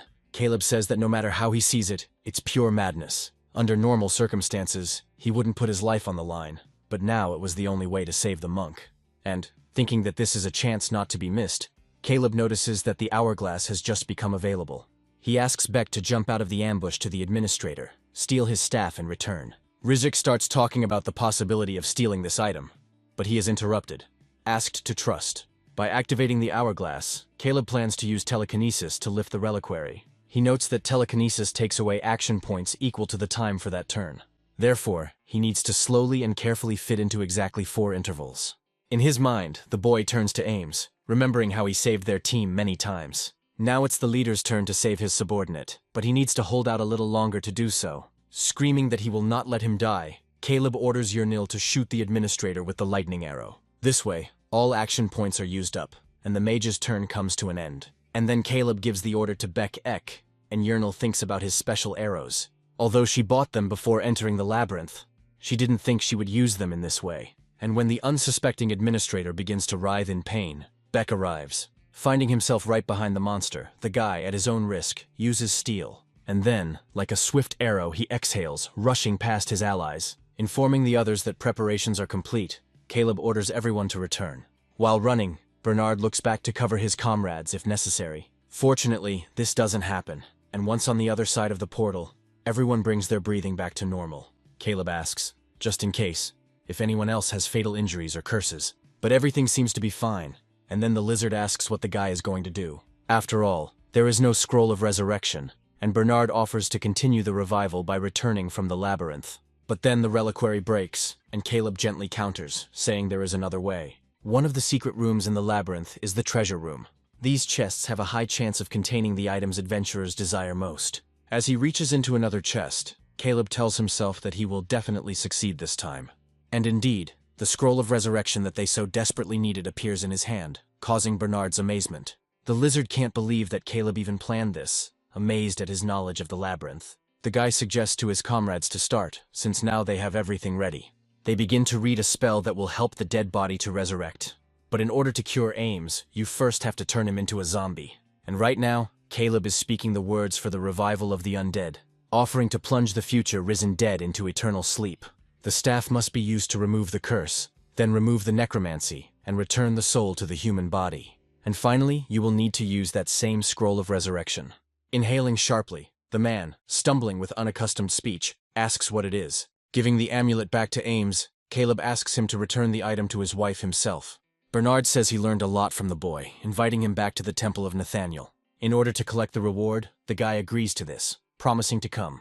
Austin says he owes Caleb's team something, and he plans to repay the guy even at the cost of his own life. The guy refuses, asking not to mention it again, even as a joke. The guys say goodbye to Caleb until the next meeting in the city, and he becomes thoughtful. Even though they messed everything up, the guy ended up getting more than he wanted. Yahello turns to Caleb, offering to continue his journey as well. But he refuses, saying that he is not finished here with the treasure chests yet. The elf says that she already looked inside, and there is only useless junk and some kind of trash. Ames says this is only for the newbie in the labyrinth, but there may be treasure among this junk. Caleb agrees that there may be useful things there, not what the adventurers expect. Cool items, a couple of which can almost certainly be found in such chests. The efforts are crowned with success, and the guy's gaze catches on something truly interesting. It turns out to be a blank scroll, which allows you to enchant it, creating any scroll you want. There is also a decent-looking dagger that can be appraised or given to Back Ek. But that's not all. Caleb is once again able to discern value in the depths of the tree. Although, on the other hand, coins, even ancient ones, have always been commonplace among trash. And yet, for some reason, Caleb cannot let go of the find. Its pattern seems familiar to him. And then the thought of a village between the first and second floors bursts into his head. After all, the flag of this settlement had exactly the same image. The guy realized this only now, because the image in the game was too small to see it. From this he concludes that all these things are from that village, and he is going to show the coin to Izelov. Saying he is finished, Caleb invites the others to continue on their way. Handing the ribbon to Yahello, he says that he is giving it to her, and the elf clarifies the purpose of this item. Caleb remembers that she didn't like it when Beck chewed her hair. The redhead is perplexed, and he says that he wouldn't chew this greasy hair, but the elf protects it. But Beck isn't about to let his saliva comment go unanswered, and Yahello seriously thinks about the words about disgust during hair loss while eating. Caleb turns to the girl in his mind, amazed that she can be so easily deceived. The elf reluctantly says that everything is fine as long as Beck doesn't do it again. And he continues to become aggressive when told that there is no need to spread dirty rumors. While securing the ribbon, the elf says that she has a question for Bakek about the name. And, without waiting for an answer, she asks what the guy's real name is. He, after a theatrical pause, says that this is his real name. Yernil is about to burst out laughing, but she manages to hold back, even though the girl's intentions are easy to read. Rizik tells her not to mock him, saying that he personally chose and changed the name like a real thief. And the guy turns to Caleb for support, asking him if this isn't true. The brunette asks his interlocutor not to ask him, otherwise he will definitely not be able to restrain himself. Later, Beck asks to follow him exactly, because there are many traps in this corridor. And Caleb mentally rejoices at how convenient it is to have such a thief on his team. With his sensitive hearing, Yernil picks up a suspicious sound and asks Caleb to wait. And the next moment he skillfully eliminates several goblins with one volley. Now she suggests continuing on, and Caleb is amazed at the girl's unexpectedly acquired courage. Yernil expresses a suspicion that the labyrinth is changing, and she says that she heard the sound of a door opening nearby, and then calls her to follow her. Meanwhile, Caleb begins to feel useless, unlike the others. The ringing of Saint's bell alerts its inhabitants that the first floor gates have been opened. Abandoning the task she had just begun, the novice immediately rushes to the designated place. Bernard tells his interlocutor that this journey was touching, and he informs them that he needs to convey a report on their mission to the Temple of Nathaniel. Meanwhile, the bell rings again, signaling the second opening of the same gates. The paladin is puzzled, amazed at such a quick repetition, since they themselves only just arrived. And he is amazed that Caleb and his team returned so quickly, but is glad that they are okay. The guy explains their quick return by saying that they were lucky to find a way out, but he falls silent without saying what he wanted next, realizing who is in front of him. The guy turns to Ames, advising him to run away quickly, because his wife is probably completely exhausted. And it reminds us that the man was going to personally give the pendant to his beloved. These words have a sobering effect, and the monk rushes towards the woman with all his might. She, jumping into his arms, expresses joy that her husband has returned home safe and sound.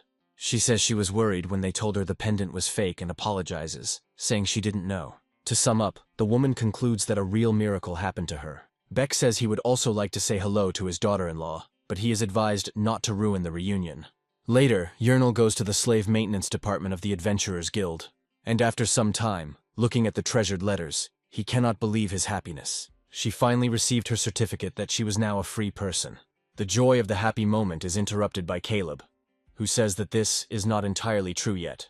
After all, she still has debts from the clothes her boyfriend bought her to the food he fed her. The elf says that if she has to become Caleb's slave, then she doesn't mind at all. He mentally condemns the girl for such words, because he was joking, and she is spouting such nonsense. Beck mocks the blonde for being a slave, and such a cheap one at that, but she retorts. The boy finds a hole in this argument, and then Caleb comes to his friend's aid, and he says that the redhead himself is not free, because right now he is classified as a boss monster. If we reclassify him as a human, he will already be deceased, which also needs to be corrected. While the boy expresses hesitant understanding, an elf nearby bursts into laughter. She mocks the fact that he is not even a living person, and the interlocutor asks her a question. He asks what he needs to do to make them believe him, and then suggests fixing everything as quickly as possible. Yahello laughs, saying that Caleb will first go to the Magic Academy to report on the success of the expedition. Excited voices can be heard on the city streets. Delighted by the revived guy, Caleb admits to himself that he didn't think so many people would gather. Moreover, he didn't even imagine that they would all flock to this very place. Red asks hesitantly what this crowd is, and from its depths someone calls out to Caleb. Landiford loudly asks the boy where the soul vault is. He replies that everything is as he expected. It is located in the village between the floors. Conversations about this begin. People are amazed at least by the power of the boss of that place. And Caleb notes to himself that it turns out that quite a few adventurers knew about the 1.5 floor. Lendiford says that he once almost died by entering there by accident. Vertinen, greeting Caleb and saying that Emma told him everything, expresses admiration. Those who heard the details and were hungry for them began to vie with each other to clarify the details. Caleb silently asks Vertinen to stop making a mountain out of a molehill. Later, while examining the object, Isilov asks about its former owner. Caleb says that this staff has access to a spell called Restore Undead. Observing the professor's surprise, the boy mentally understands what caused it. Isilov admits that he thought the expedition would take months. The man apologizes to the student because he completed an A-rank mission. Giving Caleb the staff, the professor instructs him to use this thing wisely. It will still come in handy. And Isilov also asks the guy to think about what he would like to receive as a reward for the mission. Just as Caleb agrees, there is an insistent knock on the door. Bursting in uninvited, Meldini says he rushed here as soon as he heard the news. Hearing the words that the Temple of Nathaniel is in an uproar, Isilov clarifies the details. Meldini replies that it's all about competition, since their student's success was resounding. The old man asks the boy to tell him everything, without missing a single detail, and he becomes tense. Meanwhile, in the temple, Nathaniel asks his interlocutor to repeat what he just said. The cardinal is again told about the monk who was brought to the 1.5 floor on the verge of death. While his soul was preserved in the reliquary, the scroll of resurrection was found in the treasury. Hearing the words that Bakek was also resurrected, Servan asks how this is possible. He says he finds it hard to believe that all of this was pulled off by an ordinary first-level mage. Eigel admits that he himself would not have been able to come up with such an inventive method. Servan believes that the use of necromancy puts them in a difficult position. He thinks about the only reason they tolerated the undead and provided the resurrection scrolls. It was the support of Isilov's project, and Hran was the main institution responsible for souls. This same incident could lead to significant changes in the temple's policies and operations. Suddenly the cardinal shifts focus, asking how Paladin Bernard is doing. They tell him that he looks very depressed. He even wrote that he did not contribute to the mission. He said that if it weren't for the magician who resurrected the dead team member, they wouldn't have gotten out of there. Bernard claims that he himself could not do anything, and gave his share of the payment to the others. The cardinal says that his sadness breaks his heart, and asks the bishop to comfort the paladin. As if by the way, Servan asks the name of that magician, saying that he would like to observe him. Asking why it took him so long, Yernal admits that Caleb made her worry. The guy thinks about how this persistent Meldini kept him near him for 2 hours. When the elf asks if he is okay, Caleb answers with complete agreement. And soon a voice is heard from ahead, saying that its owner was waiting for this guy. Clarence says Avacyn has recovered, so their family is throwing a party today. The boy expresses the greatest respect to his brother's benefactor, to which the latter thanks his interlocutor. Saying that Yurnal is also Avacyn's benefactor, he asks permission to join them. Clarence doesn't mind at all. On the contrary, his family will consider the abundance of guests an honor. Allowing them to come to them together, the guy turns around and leaves. Caleb asks the elf what's wrong with Bakek, but at first she doesn't understand what the guy means. And then he says that he left because he couldn't stand the constant presence of the magician staring at him. Caleb deduces that they will be at the party together and suggests that Yurnil go. The elf says she is excited because this is her first invitation to a party, and the guy mentally rejoices at the sight of such a happy Yurnil. But then she belatedly cries out, asking what they will wear to the reception with the noble gentleman. Even as he approaches the Britvan estate, Caleb notices the extraordinary beauty of this place. The doorman, politely apologizing, asks how they got in. The guy talks about an invitation to a party.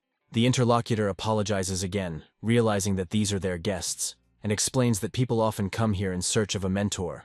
Caleb attributes it all to the fact that he, unlike Yurnil, came in his training uniform. When the gatekeeper asks to see their IDs, the elf is fired up with enthusiasm. The slightly puzzled guard says that he will report them, writing down the names of these gentlemen. In this way, he sends a message so as not to leave his workplace. Having received approval, the gatekeeper lets the couple through, and the first thing they hear is music. Seeing all this pomp, Caleb mentally admits that he came here for only 2 reasons. First, he wants to personally study the mages and high society, and receive a reward for resurrecting Avacyn. And secondly, the guy needs to take a very close look at one magician. And of course, it is Professor Amber from his own magical academy. After all, Caleb remembers very well the day when he pulled a little prank on Meldini. And to this day, the gloating face of that man never leaves his memory. The moment the student called the professor a bastard. A voice nearby is heard addressing Caleb, glad that he has come. Clarence wonders how long ago it was, since he hasn't even received notice of it yet. The guy says it just happened, and the message was sent using magic. Clarence says that sometimes there are delays, and asks Avacyn to say hello to his savior. He thanks her, becoming delighted, because he really wanted to see his classmate. Recalling recent events, Avacyn asks how Caleb managed to improve his skills so much. But the interlocutor is more interested in the guy's condition. He shares the results of the treatment taking place in the temple, and the boy's mother admits that she had long wanted to visit Caleb to express her gratitude. She is pleased to hear that he and Avacyn have gotten along. Caleb adds that he doesn't have any friends at the academy yet. The woman offers to show their guest the house, which makes the boy immensely happy. As he walks away, Caleb thinks that this is only to his advantage, since he should understand the structure of the estate. Amazed that there is even an elevator here, the guy praises Avacyn's house, who is surprised by this. Caleb notes to himself that he already has a rough idea of the structure of this estate. He assumes that the elf had formed approximately the same opinion, and that means now is the perfect time to put the plan into action. Caleb greets the professors, and Meldini greets the pride of their academy, Avacyn, in return. The boy hesitates, saying that Caleb fits that description better, but the professor retorts. And asking not to be so modest, he notes that they are both still in their first year. The old man turns to Professor Amber for support, but he gives a vague answer, and he asks how difficult it was to find the scroll of resurrection at the most necessary moment. Caleb chuckled to himself, thinking that he had been expecting this question for a long time. After all, Bernard and the temple do not talk about the existence of the compass, because information about legendary artifacts is carefully hidden. Caleb knows that if word gets out about this, serious problems could arise. The guy is sure that only one person knows about the existence of this thing.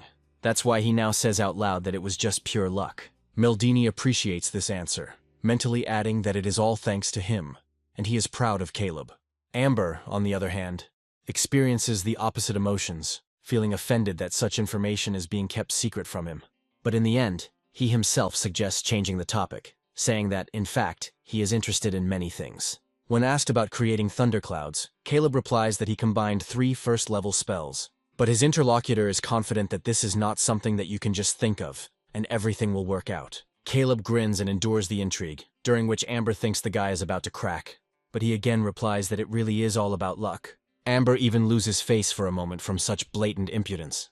After all, there is no room for luck in spell combinations. Even Professor Meldini knows this. Moreover, this boy did not come even a little bit closer to the professor's level.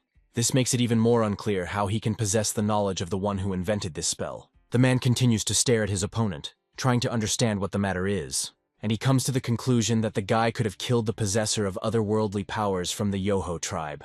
This prompts me to ask permission to ask Caleb one more question, and Amber asks if the guy plans to continue relying on luck alone. In response, the man hears words about how he plans to always rely on his luck. The professor's lips involuntarily stretch into a smile as he expresses his understanding. And, leaving, the man politely apologizes, citing the fact that he still has things to do. Caleb thinks he has successfully overcome the complexity the developers intended. He monopolized information that other professors had never encountered before. And now Amber knows that the magician, who is not yet a professor, knows more than him. Activating the hourglass, the boy gives Yernal the order to follow Professor Ember. And after that, report to him about who this man met with and what they talked about. Knocking on the door with a special code, he says that he has brought important news. The interlocutor reminds us that he has already spoken about his lack of interest in cooperation. Amber doesn't give up, saying that this is about Caleb, and this guy knows more than they thought.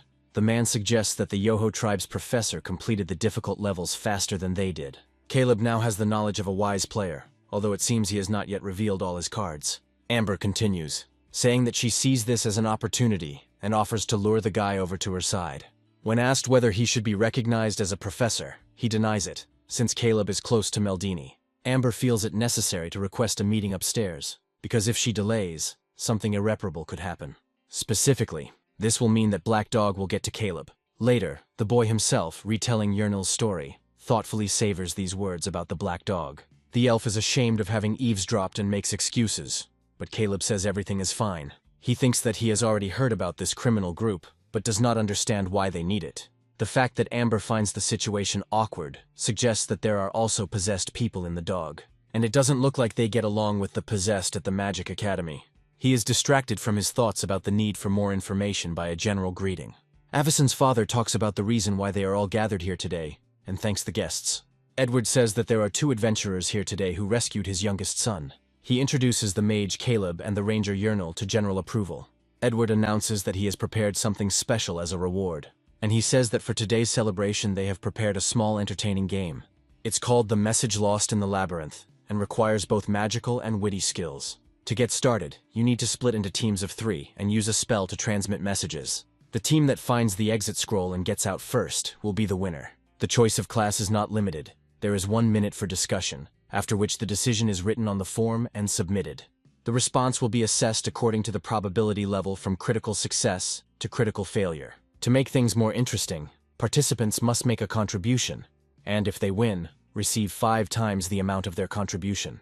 The entire entry fee will be transferred to the academy. Questions are welcome. Caleb asks if he can put the amount of his reward as an entry fee. Edward allows this privilege only to him and Yernil, and asks them to move on to forming teams. The man also lets his son's rescuers choose their teammates first, since they are newcomers. Caleb chooses Yernal, causing Edward's admiration. He is impressed by her concern for his comrade. When asked if the elf agrees, she replies that she also wants to be on the same team with Caleb. Edward asks if the guy will regret his decision, since there are plenty of strong candidates around. Caleb says there's a reason he chooses Yernal. She's the only ranger here. Edward laughs, encouraging the boy's ingenuity, and saying that he installed a spell that interferes with the use of magic. And this applies to everyone except the Lady Ranger. Meldini jokingly reproaches the owner of the estate. He offers to choose the last participant, and Caleb immediately answers. And he chooses Isel Berthaven, Edward's eldest daughter, as the 3rd member of the team.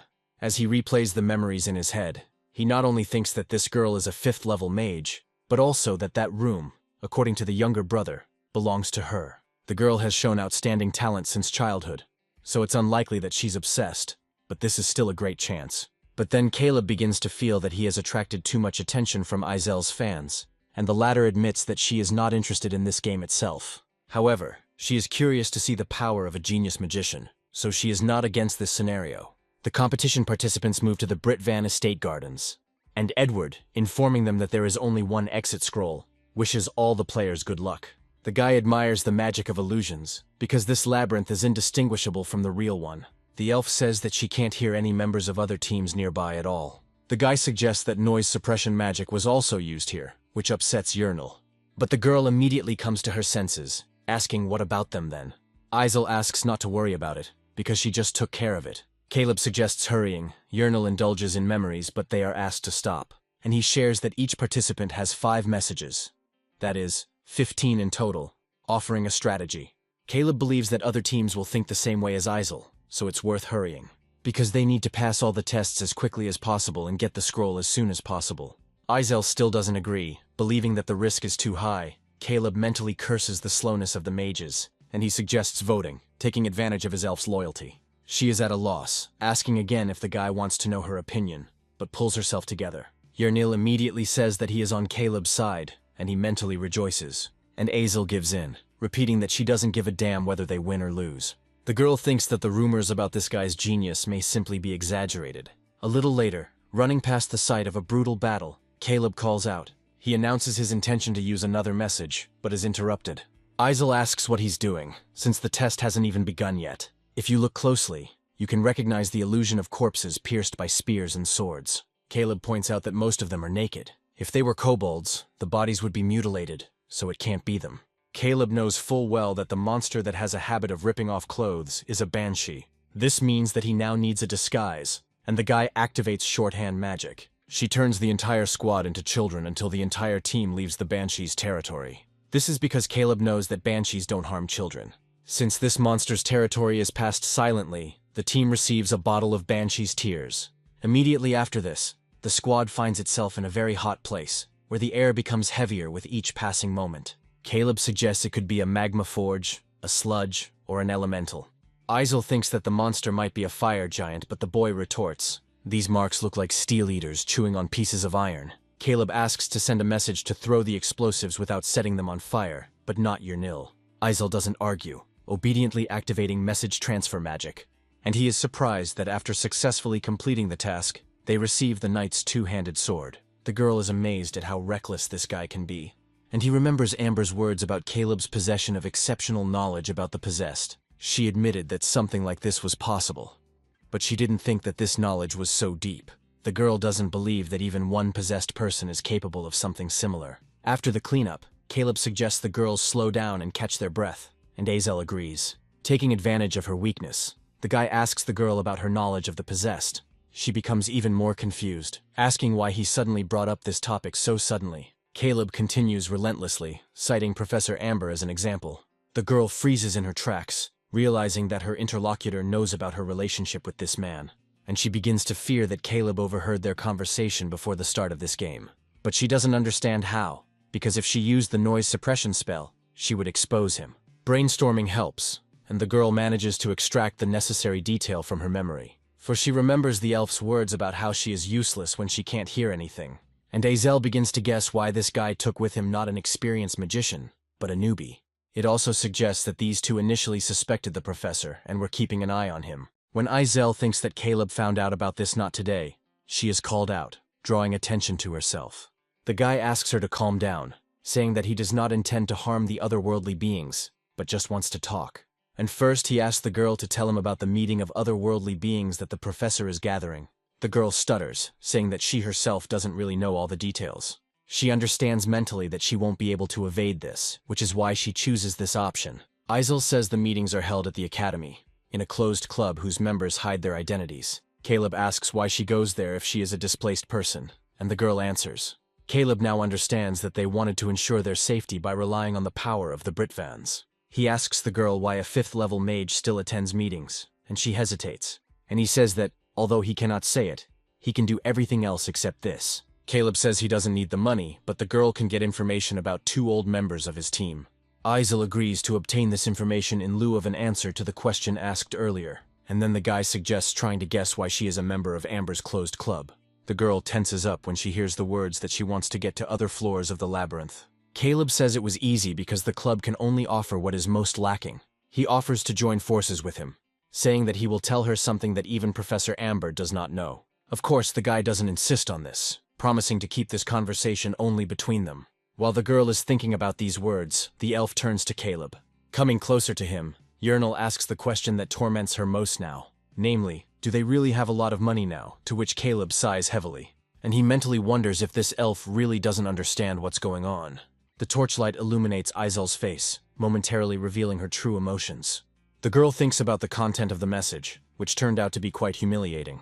According to it, Azel must sing hymns and dance for 3 minutes in front of her team, Caleb jokes. The girl asks if she really has to do this. The answer is yes, if there is no fine involved. Realizing there's nothing he can do, Azel takes a deep breath and hesitantly begins to sing, and make awkward movements of some kind of dance, helping yourself with your hand and then your foot. Caleb is amazed at the girl's lack of talent, wondering if he's at the kindergarten matinee. Isel stops dancing, squealing in protest and asking not to be laughed at. Caleb tries to cheer her up, but the girl asks him to keep what he saw and heard a secret. Then the guy invites his companions to continue their journey. Once they're there, Caleb makes an announcement, alerting the girls. The elf, saying that she sees an altar, asks if the summoning of the scroll takes place there. Instead of a precise answer, Azel advises summoning the scroll in 5 minutes. Voices are heard nearby, and from the conversation it becomes clear that all they have left to do is send a message. Complimenting the opposing team, the trio says that they were simply following them all this time. Meldini says Professor Amber offered to help, as things are not easy for a team of newbies. But Caleb doesn't believe it, realizing that this cunning bastard was simply watching them this whole time. The guy suggests out loud that Amber wanted to evaluate his knowledge of the otherworldly. The professor challenges Caleb to a battle, asking him to view the game as part of his education. The guy notes that regardless of the outcome, the winnings will belong to the opposing team.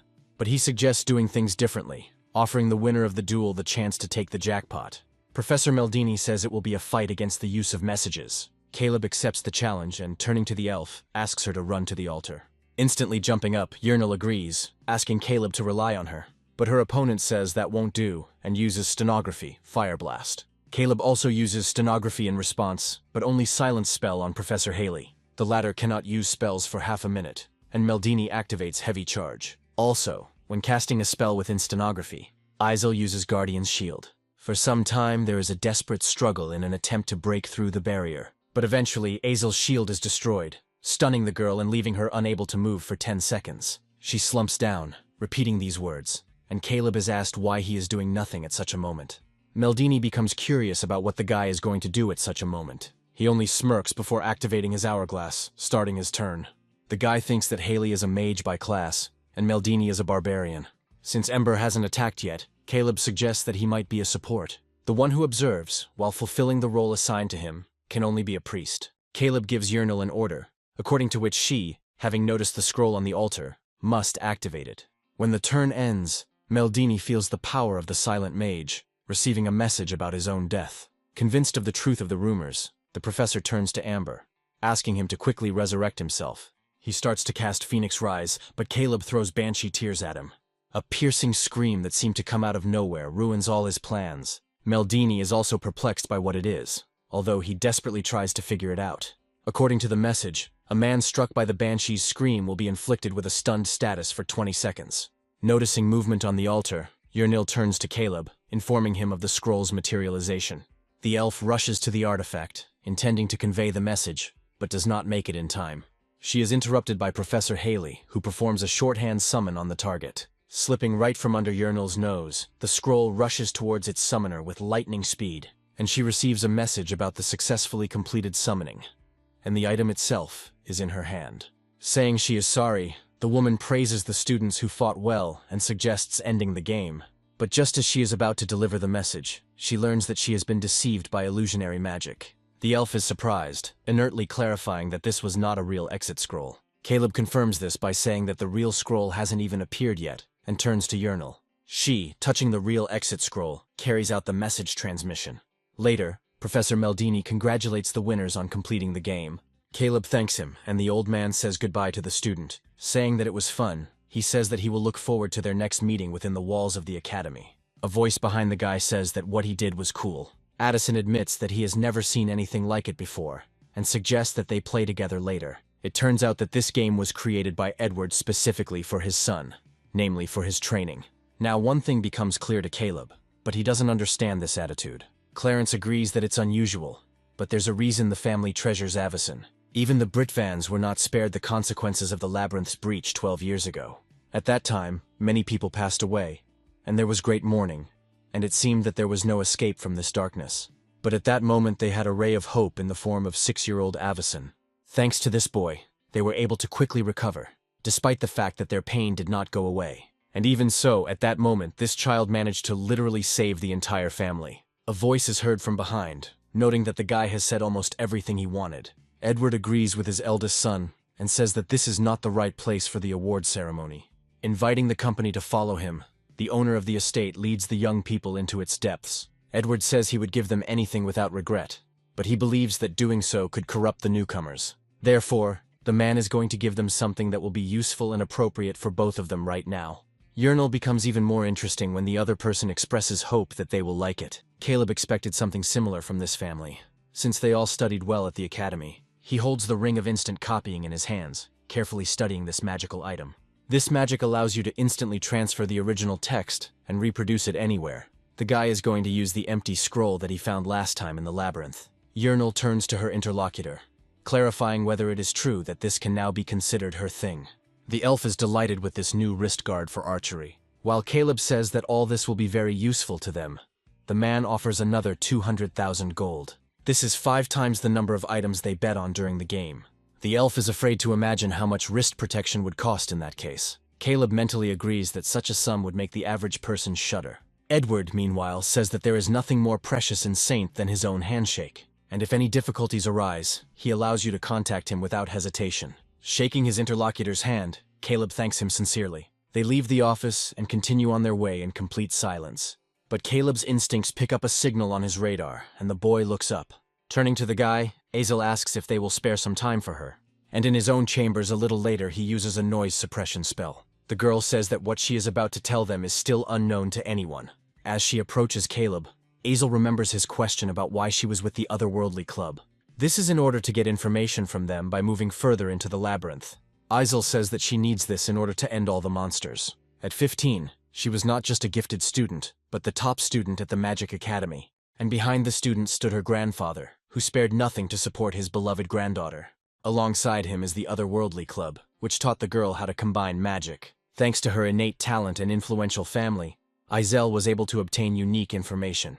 The girl was sure that she would become the best magician in Saint until hell broke loose. On that day, 12 years ago, when the family estate was burning, her name was desperately called. And when they found her, they asked her to take the younger ones and run to the teleporter. The girl did not understand what was happening.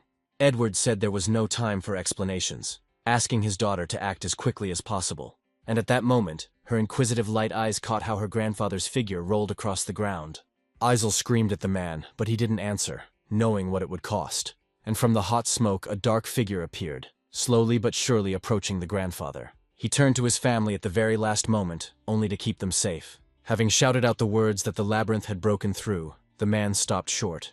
After all, the sound of his voice was interrupted by the clear swing of the enemy's blade, which foreshadowed death. Edward was taken aback for just a moment, but just as quickly pulled himself together. Pushing his daughter into the portal, he told her to take care of her younger brothers. The girl didn't even have a voice when she heard the instruction that they absolutely had to survive.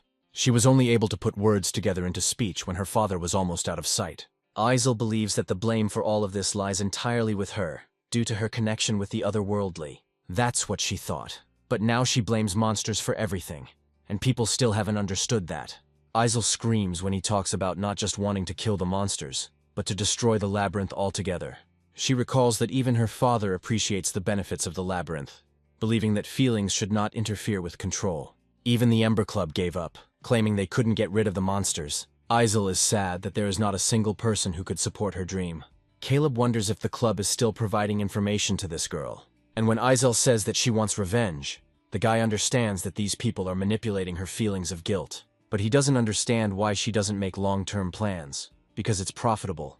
Why take risks? He hints at this to Azel, and she suggests that she might simply be used for their own purposes. She says that after killing the master of the labyrinth, the otherworldly will be able to return home. For Caleb, these words come as news, crashing down like a powerful stream. Similar words were engraved on the tombstone doll stream found on the 3rd floor. It said that when the master of the labyrinth dies, the war with the otherworldly beings will end, and they will return home. Now Caleb understands the reason why they want to send this girl even deeper. Meanwhile, Azel says that Ember's Club will try to involve him as well. The guy thinks that he now knows the reason why they want to get him before Black Dog. Azel says that by telling about this, she is risking a lot. Caleb thanks the girl for her courage. She asks the same question, clarifying that they are now on the same team. Caleb chuckles before answering, pausing dramatically. And then he confirms the girl's words, agreeing that they are now in the same boat. They shake hands after Azel expresses hope for a fruitful collaboration. It's not visible from here, but what's now sparkling in the sky is far from a star. Landing nimbly on a branch, the elf crouches, concentrating and bracing herself. Noticing a target ahead of her, she suddenly takes off, rushing towards it. And then he asks Caleb how he is. and he praises Yernal, saying that everything is wonderful. The guy thinks that the ability to teleport short distances is suitable for an elf. She also asks what Caleb is going to do now. He says that he is still thinking about it. It's all because of Isel's words, and the guy was truly sincere in agreeing to cooperate with her. He thinks that no matter how great a magician he becomes here, he does not belong here. The most concerning thing, and the question of whether the otherworldly ones follow it, is the 2-week rule. Caleb suggests that there might be a way or a loophole to get around this rule. Yernal asks if Caleb wants to defeat the Master of the Labyrinth, but there is not enough information yet. First of all, the guy wants to personally examine the stone that their new ally spoke about. There's no need to rush yet. The most important thing is to sort everything out and make a plan. For example, the answer to a secret that will be discovered in the labyrinth by chance may be encrypted on that stone. Caleb wants to check everything out himself before Ember's Club contacts him personally. Yernal admits that she couldn't fully understand everything that Isel was talking about, but she is absolutely sure that her comrade will be able to defeat the Master of the Labyrinth. The guy thanks his interlocutor for the praise, and she calls meeting him in the labyrinth the greatest success. The elf says that until recently she only worked and barely made ends meet, and she could not even dream that she would ever be able to attend a reception with the nobility. Hearing the words about the cost of the dress, Caleb thinks that the reason for the purchase was to not stand out. Meanwhile, Yernil says that together they can reach the farthest floors, and the elf begs her companion to take her with him, and then she quietly admits that she tries very hard not to be a burden to him. Caleb looks at this kind and naive girl for a while, doing nothing, and then a smile appears on his lips at the thought of how he needs to get to the Master of the Labyrinth as quickly as possible. Sometime later, his name is shouted out in the dorm, calling out to him. Asking what happened, he hurries to meet Yernil, but freezes in indecision. The elf asks him to help her with her dress because the zipper on her clothes is stuck. She asks him if the guy can just lower her down. Caleb agrees to watch, and Yernil quickly asks if it really isn't working. He concludes that more effort is needed, and the girl is afraid that the lock might break. As soon as Caleb does this, the clasp suddenly drops down with its characteristic sound. The elf screams in embarrassment and, continuing to scream, tries to hold on to her dress. The guy screams along with her, just as embarrassed as she is, and tries to fix the situation. Apologizing, he helps her cover up the embarrassing thoughts in her head. From the outside, it probably looks completely different from what it actually is, and Caleb mentally sighs with relief that no one can see them now. But these conclusions are made hastily, because the door opens and a drawn-out and puzzled interjection is heard. Bakek asks the couple what they are doing here in the pitch darkness. Yernil asks what he's doing here, and Caleb tells her that he called this guy. The elf throws them both out, asking how much longer they intend to stand there. Rizik sheepishly asks if he really just ruined everything for them, and Caleb grieves over the lost room, saying that it's just a misunderstanding. The brunette asks his interlocutor not to think about anything strange. He advises the boy to take a rest, and begins to talk about how he has neither money nor a home. Beck chuckles, saying that he now understands why Ames decided to be with this guy at the party. And he, saying that from now on he will call Caleb bro, asks to also accept him into his team. He says that he would be glad to do this, and promises to contact Ames with an offer to go to the labyrinth together. Beck isn't sure if Ames will succeed, and his interlocutor asks why. Rizik replies that the monk's wife was very shocked when she found out that the guy had come back to life, and now she says that she will never let them go into the labyrinth again. And Caleb wants to talk to the woman about it. With similar thoughts, the next day the guy goes to Ames's house, and the latter's wife, apologizing, refuses, saying that the children need their father. She is not going to let her husband go to the labyrinth even for thousands of gold. And for a while there is silence in the room, during which Caleb thinks hard. He's considering a minimum guaranteed income that includes the contract fee for the first floor. Ames reminds his wife that the children will need money for education, but she doesn't care. And amidst the shocked cries, Caleb offers the family 10,000 gold. Ames asks to hold his horses, because such money can only be earned in a few trips to the first floor. The woman begins to shake with rage, assuming that Caleb is trying to bribe her. Having calmed down a little, she comes to the conclusion that this payment is not for the first floor at all. Under the woman's sullen gaze, Caleb agrees with these words, confirming them. Beck asks her not to worry so much, because the second floor is not that difficult either. With the genius newbie and the magician by his side, he and Ames could easily overcome the second floor. But, hearing the words about the third floor, the boy becomes puzzled. He himself finds it difficult to believe it. Words fly over the city about how difficult it was for him to obtain his wife's permission. But Ames himself is now worried, because they need the appropriate equipment for the third floor. He believes that for their own safety, it would be good to have a magic rank artifact. But these are only sold at auctions, and that won't be held anytime soon. Beck believes that if you can't buy something, you can always borrow it, and he knows a lot of good places for that. Caleb finds the rent expensive and it's not profitable for them. Yahello asks what they should do then. The guy has an idea and asks his friends to wait for him a little. Thinking about what he could do, he goes straight to the temple of Nathaniel. The bishop says he heard from Bernard that the other man had actually taken over his mission. He was going to reward the young man adequately, and now he asks if he really wants magical equipment. In an apology to Caleb, Egil says that this request cannot be granted, and his interlocutor clarifies whether this is not what was originally intended for the paladin Bernard. And as far as the guy remembers, he was supposed to be given a share of the lizard. The bishop hesitantly confirms these words. And Caleb asks what Nathaniel, the goddess of private contracts and deals, would say about that. Egil laughs nervously, admitting that his interlocutor has caught him out, and asks to speak.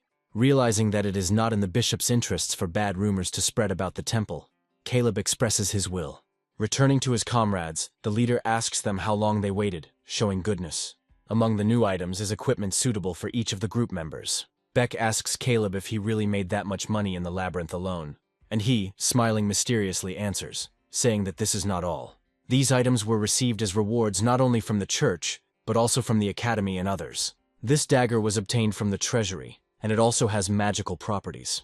Ames becomes curious about what rewards can be obtained on the third floor. Caleb says that he didn't give the monk's family 10,000 gold pieces for nothing, and he asks to send his child to a decent school, and this completes the team's preparation. Caleb suggests that in a few days, when the labyrinth opens, they climb to the third floor. And so they do, wandering through the corridors of the dungeon after the designated time has passed. In this place, eerie sounds can be clearly heard, and a musty smell hangs like a thick wall. Even though Caleb had been here several times, the uneasy feeling from entering still lingered. He wonders if he will ever be able to get used to this. Turning to Yahello, the guy asks the girl why she didn't wear a wrist guard. She says that it is there but hidden under gloves because this thing is expensive. When Caleb answered whether this was really necessary, the elf responded with an unconditional affirmation. She is afraid that someone might try to steal her wrist guard. Beck informs his companions that this gate leads to the second floor of the labyrinth. Ames reminds that people should enter one at a time, with 3-second intervals. Yahello suddenly becomes thoughtful and almost immediately turns to his leader. A memory from the relatively recent past comes to mind against my will, and the girl expresses fears that when they go inside, bandits will be waiting for them. Caleb agrees that it is possible, and that means the first one in is the most vulnerable. Then Yahello begins to worry about the question of which of the team will go to the gate first. Caleb responds by saying that safety is their priority right now, and he asks Ames to go first, but only with the steel umbrella prepared in advance. Caleb is about to go second, and the monk asks him the reason for this. Beck agrees with his friend that the magician should be last and he second. But Caleb objects, and the monk agrees with the more knowledgeable one, notifying his friends that he is entering. The guy thinks that, if anything happens, Ames won't be able to fall in some measly 3 seconds, and perhaps no one will fall, because it is difficult to deal with a prepared person. The smartest thing to do is to target the second one and kill him. But in general, no one knows what might happen. As he says he's coming in, Caleb remembers that he has the hourglass. Finding himself on the other side, the guy tenses up, calling out to Ames in a low voice, and he asks how it happened, but the man says that he had nothing to do with it. Caleb agrees that it would be strange to deal with 4 of them at once in 3 seconds. The monk suggests that these are the bodies of those killed by robbers, but his interlocutor denies this possibility. After all, robbers would not act in such a careful manner.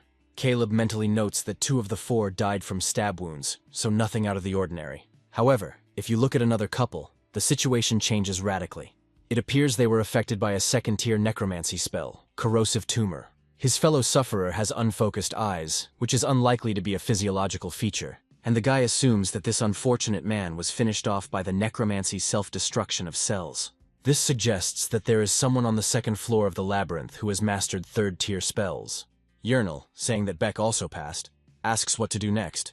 The guy tells him to go. The elf is amazed that there is a swamp on the second floor of the labyrinth, and the guy, taking the next step, meets the eyes of something that makes him tense up. The sight of such a terrible picture makes one think of gloomy thoughts, that everything is much more serious than Caleb expected from this place. The Water Ones, who are monsters of the second floor, just like the previous group, died from wounds or from necromancy. The monk finds this sight horrific, asking what could have happened here. Grabbing Caleb, Yahello says she is very scared. He mentally agrees with the elf, because even he finds it difficult to watch such a brutal massacre.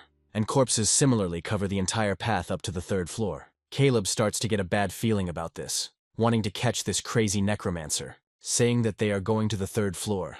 The guy tells everyone to take their positions. Handing Ames a helmet, he says that this piece of equipment might be useful there. Thanks to the leader, the man asks him to wait, saying that he will go first again. Saying that they are counting on him, Caleb asks the monk to be careful. The guy mentally adds that a necromancer could be standing right at the exit of the portal. Following Ames, already at the exit, Caleb sees an interesting picture. His eyes freeze in shock as he faces 3 opponents at once. But realizing who is in front of him, Caleb asks in disappointment if it is really them. His acquaintances, unlike him, are happy to meet again, amazed by this guy's progress. The elf who arrived was also happy to see her acquaintances, greeting them in a friendly manner. Saikal, turning to Yernal, says that she is unrecognizable with such equipment, but they are not alone. And the 4th, turning to Vertanen, asks about his acquaintance with these adventurers. The dwarf happily announces that he will now introduce them to each other, starting with the mage of their team. He seizes the initiative, introducing himself as Antonelli, and saying that he has heard a lot about Caleb, and also expresses hope that they will be able to work well together. The guy asks Emma why they are with a necromancer, since they are priests. The priestess replies that Caleb has misunderstood everything, and this man does not use undead magic. Antonelli confirms these words, saying that he does not possess this kind of magic at all. Hearing the words that there are no problems with the priests, Caleb perceives this as a threat, and he speaks out loud about the spells that the necromancer used on the first 2 floors, which, when combined, create another thing called raising the dead. And the guy asks why a 4th-level mage joined Vertanen's team. Interrupting their conversation, the dwarf asks Caleb to stop and cool down a bit, and then he asks how the guy knew that Antonelli is a 4th-level magician. And he makes an argument in favor of the magician, but Caleb successfully parries it, adding his own counter-argument. He thinks that there is no point in Antonelli joining them. It is generally extremely suspicious. A scolded Vertanen says that they wanted to get to the 3rd floor with this man. And Caleb mentally considers such haste a mistake, because one must be careful with sweet talk. The guy approaches Antonelli, asking why he joined the 2nd floor team, and he assumes that he needed this in order to get to the 3.5 floor. Vertanen asks, dumbfounded, what this all means. He has never heard of such a thing. And Caleb continues, believing that the necromancer led the others to this place by deception. He learned of this from Lendiford, who said that his friend had been dragged to the 3rd floor. His soul, located on the 3.5 floor, is of particular interest to the necromancer, and Caleb asks if Antonelli wants to try to extract this soul. But if you do this, a wave of mobs will break out, and all the adventurers will die, so there must be permission from the guild. Caleb orders the man standing opposite him to answer his question immediately, and Yernal, not doubting the leader's truthfulness at all, moves to action. She is sure that if Caleb says so, then this man is truly dangerous. And as soon as the brunette attacks, the elf is also going to immediately release the arrow from the bowstring. Vertanen, sensing something was wrong, stutters with excitement and asks Caleb to calm down. After this, he makes an identical request to the elf. She is indeed a little puzzled, not understanding who she should listen to. And Vertanen continues, offering Antonelli a chance to say something in his defense. After all, Caleb himself knows that necromancy is not always a sign of something bad. The guy asks if the dwarf is absolutely sure that Antonelli has no suspicious motives. And then the silent man speaks up, saying that he now understands all these latest rumors. He admits that the guy's conclusions are reasonable, and honestly admits that they are all going to the 3.5 floor. Since it was their first time on the 3rd floor, the magician thought that they would easily follow his instructions. He apologizes for hiding it all and says he didn't mean to hurt them. Antonelli expresses confidence that none of them will be harmed, but he needs help. Saikal asks if he really thinks they are all idiots now, and if they will really come with him. Caleb corrects the beastmen, saying that they could go with Antonelli. Since this is the group's first time on the 3rd floor, they may not know one thing. Namely, that adventurers often fall under the confusion spell. The priests have protection, but if something goes wrong, you can only come to your senses on the 3.5 floor. Ames now understands why the leader will ask him to wear this torch helmet. Vertanen asks how this scoundrel could deceive them while planning something dangerous. He says that this is a misunderstanding, and everything is not at all as they all thought. He talks about another reason, and Caleb, asking about it, learns about another adventurer. The latter is a friend of Antonelli, and both were members of Lendiford's crew. Several years ago, 3 adventurers arrived here from the east. Besides the swordsman, they included the spirit tribe Taoist Tiger Lily, and the last one was a warrior from the Goblin tribe, whose name was Kit Lally. They explored the 3rd floor together for some time, but Antonelli later left the team. After this happened, the team lost one of their comrades, Kit Lally. The 2-person team broke up because they started blaming each other. Hearing the words about the gut labyrinth theory, the dwarf thinks about its meaning. Caleb recalls something very similar being featured in the teaser for the game. It turns out that as they move further and further, the commands gradually begin to be digested like fats in the intestines. And so they reach the master of the labyrinth himself, who will absorb the most nutritious adventurer. Antonelli notes among all this multitude the theory of the beginning of digestion of the group. After all, when he left, he lost his comrade, and so the entire group was digested. But its leader did not give up despite this, continuing to challenge the labyrinth again and again. Addressing Caleb, the magician says that Lendiford's life is in danger, and he is doing everything for him. Vertinen says he accepts this reason despite the deception. Caleb asks if he can ask Lendiford to confirm these words, and the answer is yes. He is even offered to send a message, and the guy takes advantage of this opportunity. Vertinen says they can't just stand and wait. He suggests meeting Lendiford in person. Emma agrees, saying that she doesn't think Antonelli's words are lies. And then the man says that his former leader cannot use message magic. Then Caleb begins to doubt his unshakable confidence in his mind. And just as he starts to apologize, a reply to the message sent arrives. Lendiford doesn't know who Antonelli is, saying there was no such person on their team. As unpleasant shivers begin to creep up my spine, Antonelli speaks up. The man says he could have just left things as they were instead of going through the motions. And as if by chance, he remarks that it seems they have already assimilated. Saying they have problems, the man is going to use the skeleton armor. But Caleb manages to stop time with the hourglass, exhaling dejectedly. He becomes convinced that he is right about necromancers using souls to customize magic.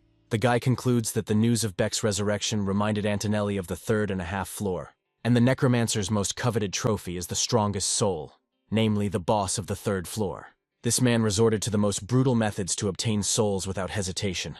And he doesn't care at all that Vertanen's team could be completely destroyed. If a wave of monsters had attacked, Antonelli would have simply fled to the 4th floor, and that would have been it. And now the guy is thinking about what to do with this rotten person. To avoid any problems later, it would be good to finish off the necromancer in one turn. But if you can't kill him, the best option would be to immobilize him with the superconductor. And even though they have a difference in levels, Antonelli will definitely get an electric shock from 4 discharges. On top of that, the guy asks Yernal to shoot the hand in which the necromancer holds the magic wand. And having thus exhausted all his action points, Caleb ends his turn. And Antonelli, screaming in pain, unclenches his fingers, releasing his magic wand. When it falls to the floor with a corresponding sound, the man rushes after it, screaming. And just as he manages to grab it, an arrow already fired from the bow pierces his hand. Having carried out Caleb's orders, the elf prepares for the next one, and the man throws his weapon into his other hand, not wanting to let go again. However, disappointment awaits him again, and Antonelli, surprised, tries to understand what is wrong. The thing is that Bakek cut the man's wrist in his swift dash, and before he even has time to come to his senses, a new enemy is already approaching, getting ready to attack. The monk manages not only to knock the necromancer down, but also successfully immobilize him. Everyone surrounds their enemy, no longer believing him completely, but he does not give up. Asking them to stop, the man is going to try to justify himself again. But Caleb, grabbing Antonelli by the hem of his cloak, reveals what he was hiding. This scroll of ladder is usually used for escape, helping to teleport to the ladder, respectively. From this it becomes obvious that the necromancer had been preparing in advance for the monster's breakthrough. And while Yernal and Caleb are discussing this, Antonelli asks for salvation. He confirms that he tried to illegally obtain souls, but sees nothing irreparable here. Strengthening his own faith, the man notices that he has not yet harmed anyone. He asks Emma to save him, reminding her that they are on the same team. The priestess begins to recite the terms of the contract he signed in a frighteningly calm tone, and it reminds that any actions that could lead to a disaster in the labyrinth are prohibited. And in case of failure, the person who committed the crime may be executed by other adventurers. Exhaling heavily, Vertanen silently approaches his former ally, and swinging his arm, he tells Antonelli that he is truly sorry. Looking at the blood staining the blade of his weapon, the dwarf thinks about something he could never have imagined. Initially, he really doubted Antonelli's proposal because he was at a higher level than them. But I made a bet on trusting his reputation, achievements, and merits. And although Vertanen could not help but believe the necromancer's deception, he now feels a sense of shame. Caleb says he understands why they wanted to protect this man, and he asks them to return to the 2nd floor, because first they need the appropriate equipment. For now, this place is too dangerous for their team.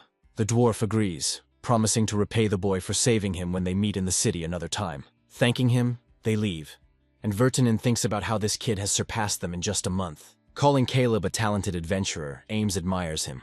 Bakek echoes his bro's words, saying that it was really cool. Hearing the elf's giggles, Caleb asks her what's wrong with her. She admits that she was ready for battle as soon as their leader suspected this necromancer. Caleb asks her incredulously to clarify this question, to which he receives a positive answer.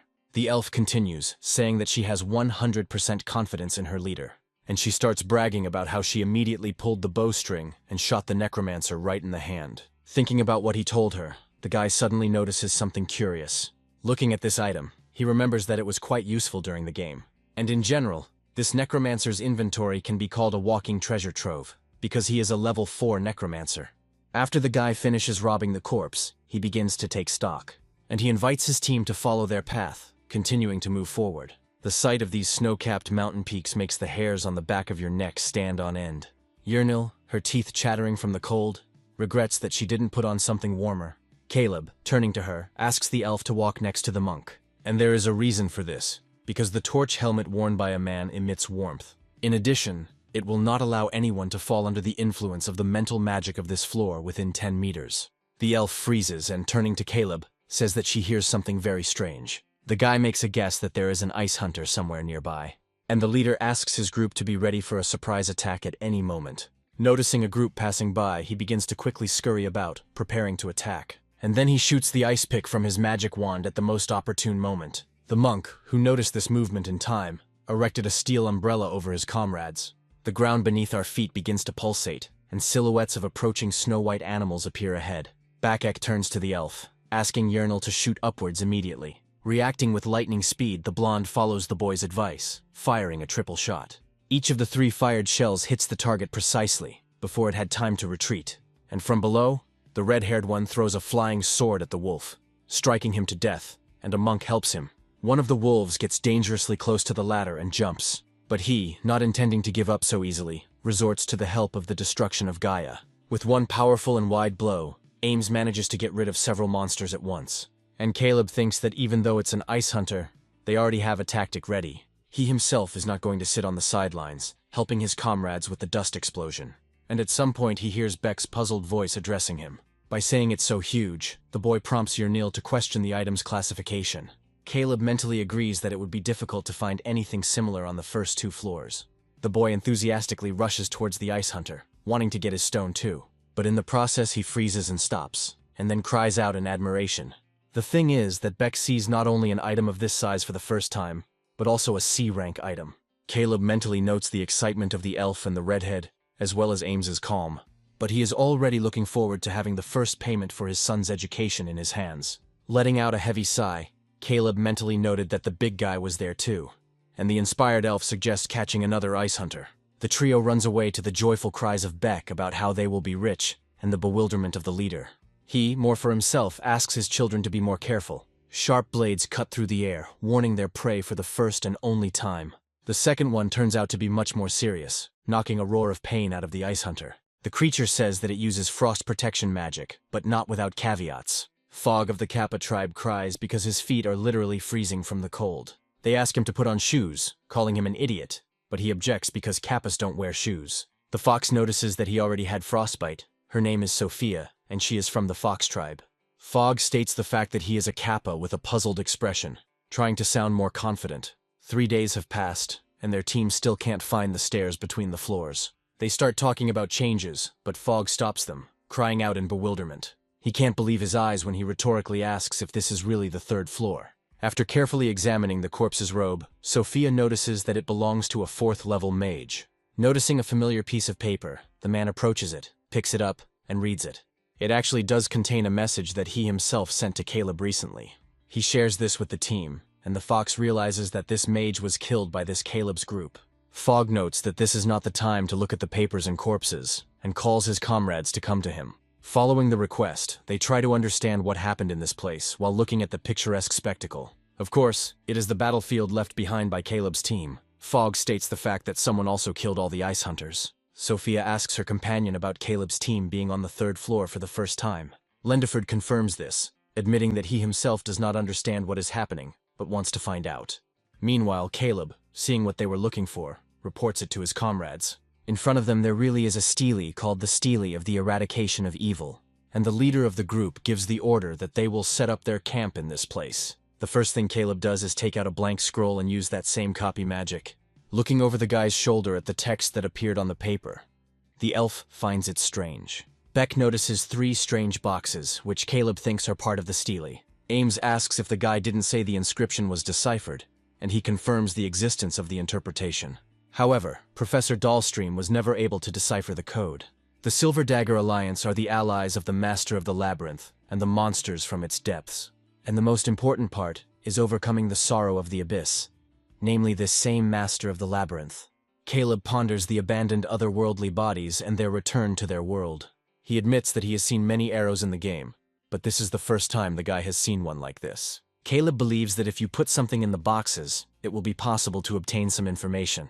And you need a lot of it, especially before turning to Ember and the Black Dog. Looking at the piece of paper, Caleb continues to think about how to decipher this text. Jumping up from his seat, Yernil addresses the boy, saying that someone is coming. They rise up in full force as a team, and a voice is indeed heard nearby. Sophia greets Caleb, saying that they have heard a lot about him, and Fog echoes her ally. The guy asks how they knew that they defeated that 4th-level mage. Lendiford says he personally saw a handwritten note next to his body in the morning. The latter does not decompose even after days have passed, because it is cold on the 3rd floor. The guy is confused by the words about the absence of ice hunters. He is amazed that no one went there for 3 days during the revival. Lendiford vehemently declares that they all saw that the body of that magician was intact. No one would have defended the body, but the fact that no one touched it is truly alarming. And then Caleb asks if they noticed anything strange near the magician's head. Hearing the words that she could have grown together with the body, the man recalls the details, and Landoward asks, puzzled, if this man's head had really been cut off.